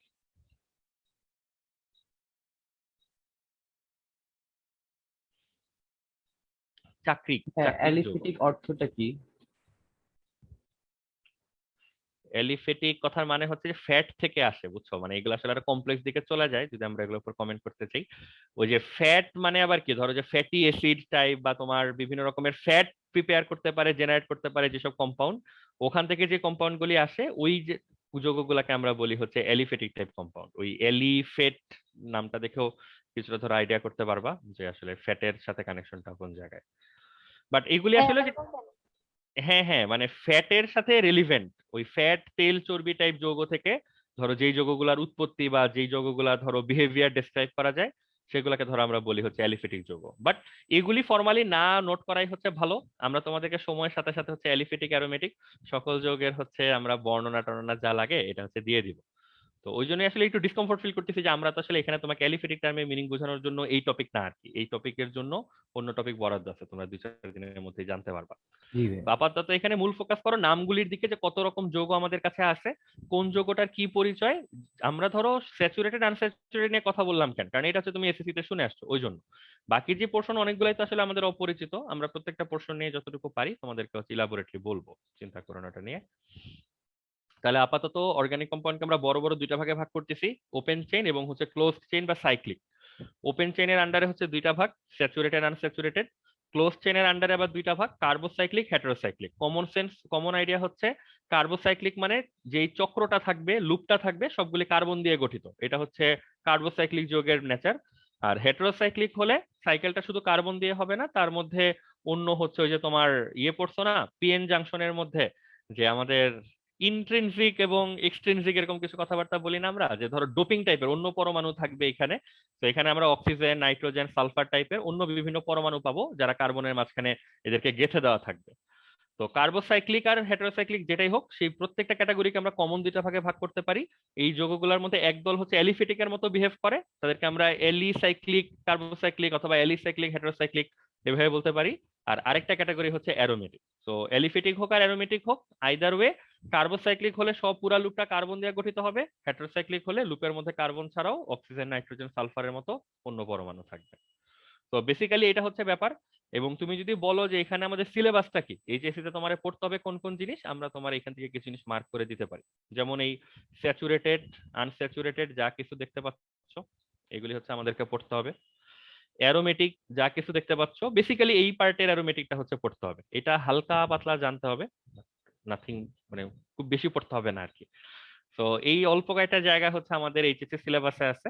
এইগুলা তো আসলে বড় বড় ক্যাটাগরি, তাই আসলে মাত্র 3-4টা মনে হচ্ছে দেখতে। যখন হচ্ছে পড়তে যাবা এদের আবার প্রশাখা গজাবে, প্রশাখা পড়তে পড়তে ধরো আমাদের জীবন একটু ঝালাপালা হয়ে যাবে, কারণ অনেক রকম প্রশাখা আছে ওদের, এবং অনেক প্রশাখার নাম টাম তোমরা শুনেও আসছো আগে। ঠিক আছে, তো এইটা হচ্ছে বেসিক্যালি অর্গানাইজেশনটা, কিভাবে কিভাবে এই জিনিসটা যায়। তোমাদের কার কোনো প্রশ্ন ছিল? আমরা তো কাকে কে যেন মনে হয় পরে প্রশ্ন করতে বললাম, যদি কার কোনো প্রশ্ন থাকে বলে ফেলো। আচ্ছা ভাইয়া, মানে মুক্ত শিকল আর বদ্ধ বদ্ধ শিকলের মধ্যে কোন যৌগগুলার পরিমাণ বেশি এবং কেন? না, এগুলি আসলে উত্তর আমার কাছে না, এগুলোর উত্তর দেওয়া আমার কাজ না। এই জিনিস খুঁজতে গেলে তোমার স্ট্যাটিস্টিক্স খুঁজতে হবে আর কি, কারণ সবারই ওই যে বেনিফিট আছে, সবই তো কার্বনের যৌগ। তো এই দুই ক্যাটাগরির মধ্যে আবার কোন ক্যাটাগরি বেশি কোন ক্যাটাগরি কম এরকম কোনো তথ্য আসলে আমাদের কাছে নাই, বইপত্র তুমি পাবা না। তো এখান থেকে একটা অনুমান করা যায় এই ধরনের তথ্য আসলে খুব মানে রিজিড এবং সলিড কোনো তথ্য আসলে জনগণের কাছে নাই, থাকলে এই ধরনের তথ্য পাওয়া যেত। বুঝছো? জি ভাইয়া।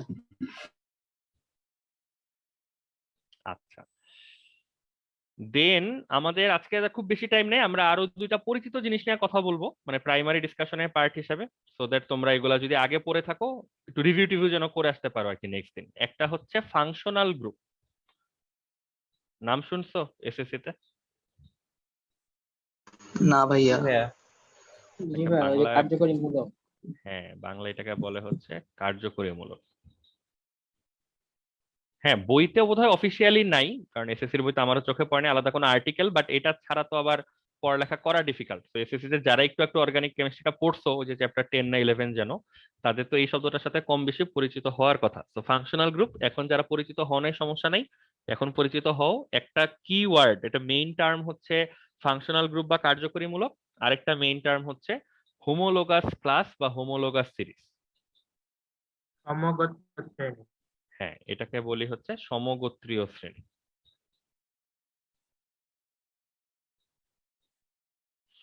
তো এগুলা নিয়ে আসলে বিশদ ডিসকাশন করা মানায় না আর কি, মানে এগুলা হচ্ছে জাস্ট পরিচিতিমূলক জিনিসপত্র জানলেই হয়, খুব বড় ডিসকাশনে কিছু নাই এগুলা নিয়ে। বাট তোমরা কে কতটুকু জানো কার্যকরীমূলক জিনিসটাকে, এটার কি যদি প্রশ্ন হয় এটার উত্তর কি হওয়া উচিত? অনেকেই তো জানার কথা কম বেশি, কি হওয়া উচিত উত্তর বলো তো? ভাইয়া দেখে চেনা যায় যৌগটা। আচ্ছা, গুড। আর আর কিছু? একটা সাধারণ সংকেত যৌগগুলোর জন্য। আচ্ছা, ঠিক আছে, আমরা যে অন্যদিকে চলে যাচ্ছি, এই দুইটা টপিক আসলে খুব কাছাকাছি, তো তো প্রায় হইতে পারে দুইটা তোমরা তালগোল পাকায় ফেলতে পারো বা মিলায় মিশায় বলতে পারো।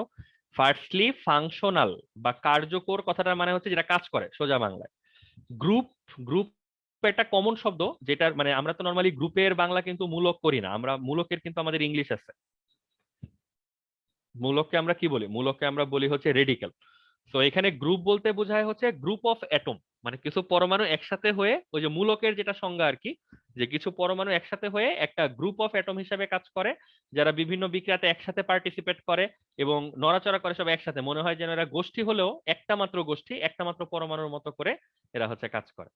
তো এই যে ফাংশনাল গ্রুপ, এই জিনিসটার মূল কাহিনীটা হচ্ছে যে রেডিক্যাল বা যে মূলক জৈব যৌগের মধ্যে উপস্থিত থেকে, জৈব যৌগে প্রেজেন্ট থেকে কি নির্ধারণ করে? তার কার্যক্রম নির্ধারণ করে বা ফাংশন নির্ধারণ করে। ফাংশন বা কার্যক্রম নির্ধারণ করা মানে কেমিস্ট্রিতে আমরা কি বুঝাইতে চাই? তার বিক্রিয়া, ধর্ম, বৈশিষ্ট্য, ইটিসি, মানে আরো যা কিছু সম্ভব, মানে একটা যৌগের কোন বিক্রিয়াতে পার্টিসিপেট করা উচিত, কোন বিক্রিয়াতে পার্টিসিপেট করা উচিত না, কোন বিক্রিয়ায় পার্টিসিপেট করতে তার ভালো লাগে, কোনটায় ভালো লাগে না তারপরেও করে, এটা কি সলিড লিকুইড কি অবস্থায় আছে, কেন আছে, এটাকে তুমি খোলা বাতাসে রাখতে পারবে নাকি রাখতে পারবে না, মানে এই টাইপ যত অদ্ভুত টাইপের ব্যাপার স্যাপার তুমি ডিসকাস করা সম্ভব একটা যৌগের ব্যাপারে, যে একটা যৌগ ভৌত রাসায়নিক ভাবে যত রকম বৈশিষ্ট্যের অধিকারী, এই জিনিসটাকে ডেসক্রাইব করার জন্য প্রত্যেকের একটা করে ব্যাচ থাকে। ওই যে ব্যাচ মানে জিনিসটা এইভাবে চিন্তা করো, যে ধরো তুমি তোমার স্কুলে প্লে গ্রাউন্ডে দৌড়াদৌড়ি করতেছো, এখন স্কুলে প্লে গ্রাউন্ড তো আর কোনো পার্টিকুলার ক্লাসের জন্য না, পুরো স্কুলে সবাই দৌড়ায়, ওখানে সবাই খেলে, ধরো বোতল নিয়ে ফুটবল খেলতেছো। এখন এর মধ্যে আমার দরকার হইলো যে আমি ক্লাস 6 এর একটা স্টুডেন্টরে আইডেন্টিফাই করতে চাই, যে এটা একটা স্টুডেন্ট দেখায় বললাম এই স্টুডেন্টটা ক্লাস 6 এর কিনা আমি জানতে চাই, কারণ আউট অফ নোয়ার এই 100টা পোলাপান মাঠে দৌড়াদৌড়ি করতেছে, ক্লাস 6 এর পোলাপান তুমি খুঁজে বের করবা কেমনে? অ্যান্সার হচ্ছে, ধরো যদি এরকম সুযোগ থাকে যে প্রত্যেক ক্লাসের একটা করে ব্যাচ থাকে, ধরো ক্লাস 6 এর সবাই গ্রিন কালারের একটা ব্যাচ পরে ঘুরে, 9 ক্লাসে সবাই রেড কালারের ব্যাচ পরে ঘুরে, 10 ক্লাসে সবাই ধরো বেগুনি কালারের ব্যাচ পরে ঘুরে, তো ওই ব্যাচ দেখে আমি বলতে পারি যে এটা হচ্ছে ক্লাস 6 এর সদস্য। ক্লাস 6 এর যত সদস্য আছে সবার কিছু কমন বৈশিষ্ট্য থাকবে, যেমন তারা ক্লাস 5 পাস বাট 7 ফেল বা 7 এ পড়ালেখা পারে না, তাই তো? মানে এরকম কিছু কমন জিনিসপত্র থাকবে, তাদের এভারেজ বয়স হতে একই রকম হবে সবার। তো এই যে ব্যাচ দেখে একটা মানে যৌগের ব্যাপারে বা একটা মানুষের ব্যাপারে বা একটা সদস্যের ব্যাপারে অনেক রকম কমেন্ট করতে পারা, সে কি পারবে এবং পারবে না বলতে পারার যে সুযোগটা বা ক্ষমতাটা, এই ব্যাচটাকে আমরা বলি হচ্ছে ফাংশনাল গ্রুপ। তো ফাংশনাল গ্রুপ জিনিসটা কি কেমিস্ট্রিতে? এটা হচ্ছে এক একটা মূলক, এক একটা অংশ, যৌগের অংশ। এই অংশগুলি হচ্ছে একদম মূল নির্ধারক, যে নির্ধারণ করে এই যৌগটা কি ধরনের বিক্রিয়াতে অংশগ্রহণ করতে পারবে এবং কি ধরনের বৈশিষ্ট্য দেখাইতে পারবে। ঠিক আছে? যেমন ওএইচ গ্রুপ, এটাকে আমরা বলি হচ্ছে অ্যালকোহলের কার্যকরী মূলক।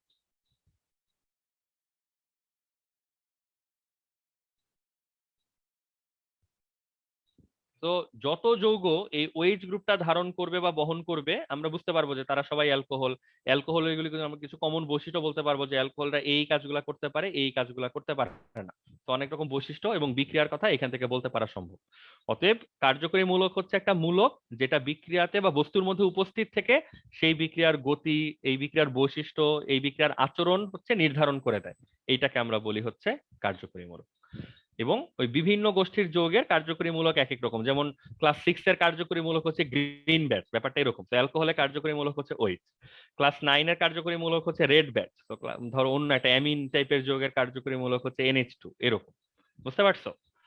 অতএব আমরা যখন সামনের দিকে, মানে আজকে তো ইন্ট্রোডাকশন, মানে সামনের দিকে যখন পড়ালেখা করব, গভীরে চলে যাবো এই চ্যাপ্টারের, তখন দেখবা যখন আমরা কোনো যৌগ নিয়ে কথা বলবো, এটা অ্যালকেন হোক, অ্যালকোহল হোক, অ্যালডিহাইড হোক, আমাদের ঘুরে ফিরে বারবার ফোকাস থাকে এই যৌগটার কার্যকরী মূলকটা হচ্ছে কোনটা, কার্যকরী মূলকের মধ্যে কি আছে, এবং কার্যকরী মূলক দেখে বলতে পারার চেষ্টা করি আমরা সবসময় যে এই যৌগটা আসলে কি ধরনের বিক্রিয়ায় অংশগ্রহণ করবে। বোঝা যাচ্ছে? তো এইটারে বলে হচ্ছে ফাংশনাল গ্রুপ। এখানে আমাদের কিছু স্টাডি করার ব্যাপার আছে, আমরা বিভিন্ন রকম যৌগের ফাংশনাল গ্রুপগুলি জানার চেষ্টা করব, কারণ আমি যত বেশি ব্যাচ মনে রাখতে পারবো তত কিন্তু আমি যৌগকে আইডেন্টিফাই করতে পারবো যে এই বাচ্চা হচ্ছে 7 এর, এটা 8 এর, এটা 2 এর, এটা 3 এর। তো তুমি যদি ব্যাচ কালারই মনে রাখতে না পারো তাহলে তো সমস্যা। এখানেও সেম, তুমি যদি কার্যকরী মূলক জানতে পারো তাহলে অনেক অনেক যৌগকে চিনতে পারবা, অনেক যৌগের ব্যাপারে কথাবার্তা বলতে পারবা। আর যদি কার্যকরী মূলক তোমার কাছে না থাকে, তুমি যদি মনে রাখতে না পারো, তাহলে এটার জন্য তোমার সাফার করতে হবে। সমগোত্রীয় শ্রেণী, হোমোলোগাস সিরিজ বা হোমোলোগাস ক্লাস। সিরিজ বা ক্লাস শুনে বোঝা যাচ্ছে এটা একটা গোষ্ঠী মিন করে, টিম মিন করে। কি টিম মিন করে? তুমি ওই মাঠে ঘাটলে, মানে মাঠে ঘাটলে বলতে মাঠে খুঁজলে দেখবা যে গ্রিন কালারের ব্যাচ পরা তোমার মনে হয় একটা মাত্র বাচ্চা মাঠে ঘুরতেছে, তা তো না। তো তুমি গ্রিন কালারের ব্যাচ পরে একটা আইডেন্টিফাই করলা, দেখে ওর শার্টে ধরে লিখে দিলে এটা 1, এটা আজকে ফার্স্ট খুঁজে পাইছি। একটু পরে আরেকটারে খুঁজে পাইছো দৌড়াইতেছে বোতল নিয়ে, ওইটার গায়ে লিখে দিলা 2। তো ওইটাও গ্রিন কালার দেখে বুঝছো এটার চরিত্র, বিহেভিয়ার, হাবভাব মোটামুটি প্রথমটার কাছাকাছি হবে, ভিন্ন কিছু হবে না। তো এরকম খুঁজে খুঁজে তুমি মাঠে ধরো অ্যাটলিস্ট 15টারে আইডেন্টিফাই করলা, এগুলা সব গ্রিন ব্যাচ ধারণ করে। তো তুমি দেখে কিন্তু বুঝছো এই 15টারে একটা গ্রুপের, এগুলা সব এক ক্লাস থেকে আসছে, মানে একই গ্রুপ থেকে আসছে, কোয়ালিফিকেশন মোরলেস কাছাকাছি হবে। তো এই যে একই কার্যকরী মূলক বিশিষ্ট যৌগগুলাকে একটা গোষ্ঠী করতে পারা, একটা টিমের মধ্যে নিয়ে আসতে পারা, এই টিম গুলাকে আমরা বলি হচ্ছে হোমোলোগাস সিরিজ বা সমগোত্রীয় শ্রেণী। যেমন অ্যালকেন, এটা হচ্ছে একটা সমগোত্রীয় শ্রেণীর নাম। অ্যালকেন কিন্তু কোনো নির্দিষ্ট যৌগের নাম না, অ্যালকেন হচ্ছে একটা সমগোত্রীয় শ্রেণীর নাম, হোমোলোগাস সিরিজের নাম। এর আন্ডারে যত যৌগ আছে তাদেরকে আমরা বলি হচ্ছে প্রত্যেকটা হচ্ছে এক একটা অ্যালকেনের মেম্বার, ওই যে ক্লাস 6 এর মেম্বার। ঠিক আছে? তো এইটা হচ্ছে আইডিয়া। তার মানে বোঝা যাচ্ছে যে এক একটা ফাংশনাল গ্রুপ কি আসলে কিসের পার্ট বলতো? এক একটা সমগোত্রীয় শ্রেণীর পার্ট। যেমন অ্যালকোহল, এটা কিন্তু একটা সমগোত্রীয় শ্রেণীর নাম। তো তুমি বুঝতেই পারতেছো, তুমি অ্যালকোহলের ক্লাসে যদি কখনো যাও, ওই ক্লাসে সবার ব্যাচ তুমি কি দেখবা? গ্রিন কালারের ব্যাচ দেখবা। তো সবাইকে তুমি কোন মূলক বিশিষ্ট দেখবা? ওএইচ মূলক বিশিষ্ট দেখবা। তো এইটা হচ্ছে মূল বিষয়, যে ফাংশনাল গ্রুপ এবং হোমোলোগাস সিরিজ বা সমগোত্রীয় শ্রেণী, এই দুইটা টপিককে একটু ক্লিয়ারলি বুঝতে পারতে হবে। ফাংশনাল গ্রুপ মানে মূলকটা যেটা ডিরেক্টলি যৌগে উপস্থিত থেকে বিক্রিয়া নির্ধারণ করবে। আর একই কার্যকরী মূলক বিশিষ্ট যত যৌগ সম্ভব সবাইকে নিয়ে আমরা একটা টিম গঠন করছি, সেই টিমটার নাম হচ্ছে সমগোত্রীয় শ্রেণী বা হোমোলোগাস সিরিজ। ঘটনা বুঝছো? ঘটনা তো জানতা প্রবলি আগে, মনে টনে পড়ছে কিনা সেটা হচ্ছে কথা। তো আজকে আর আমরা সামনে আগাবো না, আজকে এই পর্যন্ত থাকবে। নেক্সট দিন আমরা একটু নতুন জিনিসপত্র জানার চেষ্টা করব। তো তোমরা এই সপ্তাহের মধ্যে বেসিক্যালি এই দিকে খুব বেশি মনোযোগ দেওয়ার কিছু নাই, তোমরা চ্যাপ্টার 1টা একটু মনোযোগ দিয়ে শেষ করার চেষ্টা করো। আর আমরা হোমোলোগাস সিরিজের কিছু বৈশিষ্ট্য নিয়ে কথাবার্তা বলবো। এই প্রথম দিকের ক্লাসগুলোতে যে বাংলা কথাবার্তাগুলো হচ্ছে এগুলো কোনোটাই ডিরেক্টলি কখনো পরীক্ষায় আসবে না, যখন যদি আমরা আলাদাভাবে মেনশন না করি ফুলার ইন টাইপ টপিকের মতন। বাট এই টপিক এখন ধরো প্রথম 4-5 ক্লাস ধরে আমরা যা বলবো এগুলো হচ্ছে একেবারে বেসিক জিনিস। এই বেসিক জিনিস মানে হচ্ছে সামনে আরো 30টা ক্লাস করলে প্রতি ক্লাসে ঘুরে ফিরে এই কথাবার্তাগুলা, এই টপিকগুলা, এই নামগুলা হচ্ছে আসতে থাকবে। অতএব এইখানে ফোকাসটা দরকার হচ্ছে জিনিসগুলো একটু রিভাইজ টিভাইজ দিয়ে প্রত্যেকটা নামের সাথে আমরা কি কথাবার্তা বলে রাখতেছি এগুলো যদি একটু আইডিয়া রাখতে পারো তাহলে হচ্ছে ভালো হয়। ঠিক আছে, তাহলে আজকে থাকুক এই পর্যন্ত। ভাইয়া বলো। ভাইয়া ফুলারিন যে বললেন ওইখানে শুধু কার্বন দিয়ে তৈরি, মানে ওইখানে কি মানে কার্বনের সাথে হাইড্রোজেন বা কোনো কিছু থাকবে না না না, এরকম? কিছু থাকবে না, শুধু কার্বন থাকবে। হ্যাঁ, নাহলে তো তুমি যে সংকেতের মধ্যে তো হাইড্রোজেন দেখতে পাইতা, কার্বন 32, কার্বন 60, মানে 60টা কার্বন পরমাণু। আবার তুমি আণবিক ভরও দেখলা 720, তো একটু চিন্তা করলে বুঝতে পারা উচিত আর কি ওখানে আসলে অন্য কিছু আর নেই। ভাই যে অ্যারোমেটিক যেখানে একটা ক্লাসিফিকেশন করলেন ওইখানে কি মানে কার্বনের সাথে হাইড্রোজেন বা একযোজী মৌল, মানে যেহেতু এখানে না না, অ্যারোমেটিক নিয়ে আমরা বেশি কিছু বলি নাই। অ্যারোমেটিক যৌগ অনেক কমপ্লেক্স জিনিস, জটিল জিনিস, এটা যখন সময় আসবে বলবো। আপাতত জাস্ট বেনজিন যেহেতু তোমাদের পরিচিত, বেনজিন এক্সাম্পলটা লিখে রাখছি। শুধু এটা এতটুকু বলতে পারি যেটা বললাম ক্লাসে, অ্যারোমেটিক যৌগের হাবভাব, চরিত্র, বৈশিষ্ট্য, সংজ্ঞা সবকিছু অ্যালিফেটিক বা অ্যালিফেটিক টাইপের যৌগ থেকে একেবারে ডিফারেন্ট, পুরো 180 ডিগ্রি, মানে একেবারে নতুন টাইপের। জি ভাই, ওকে, ঠিক আছে, সবাইকে আল্লাহ হাফেজ। আজকের মতো। আসসালামু আলাইকুম। আসসালামু আলাইকুম ভাইয়া। আসসালামু আলাইকুম ভাইয়া। আসসালাম, আল্লাহ হাফেজ।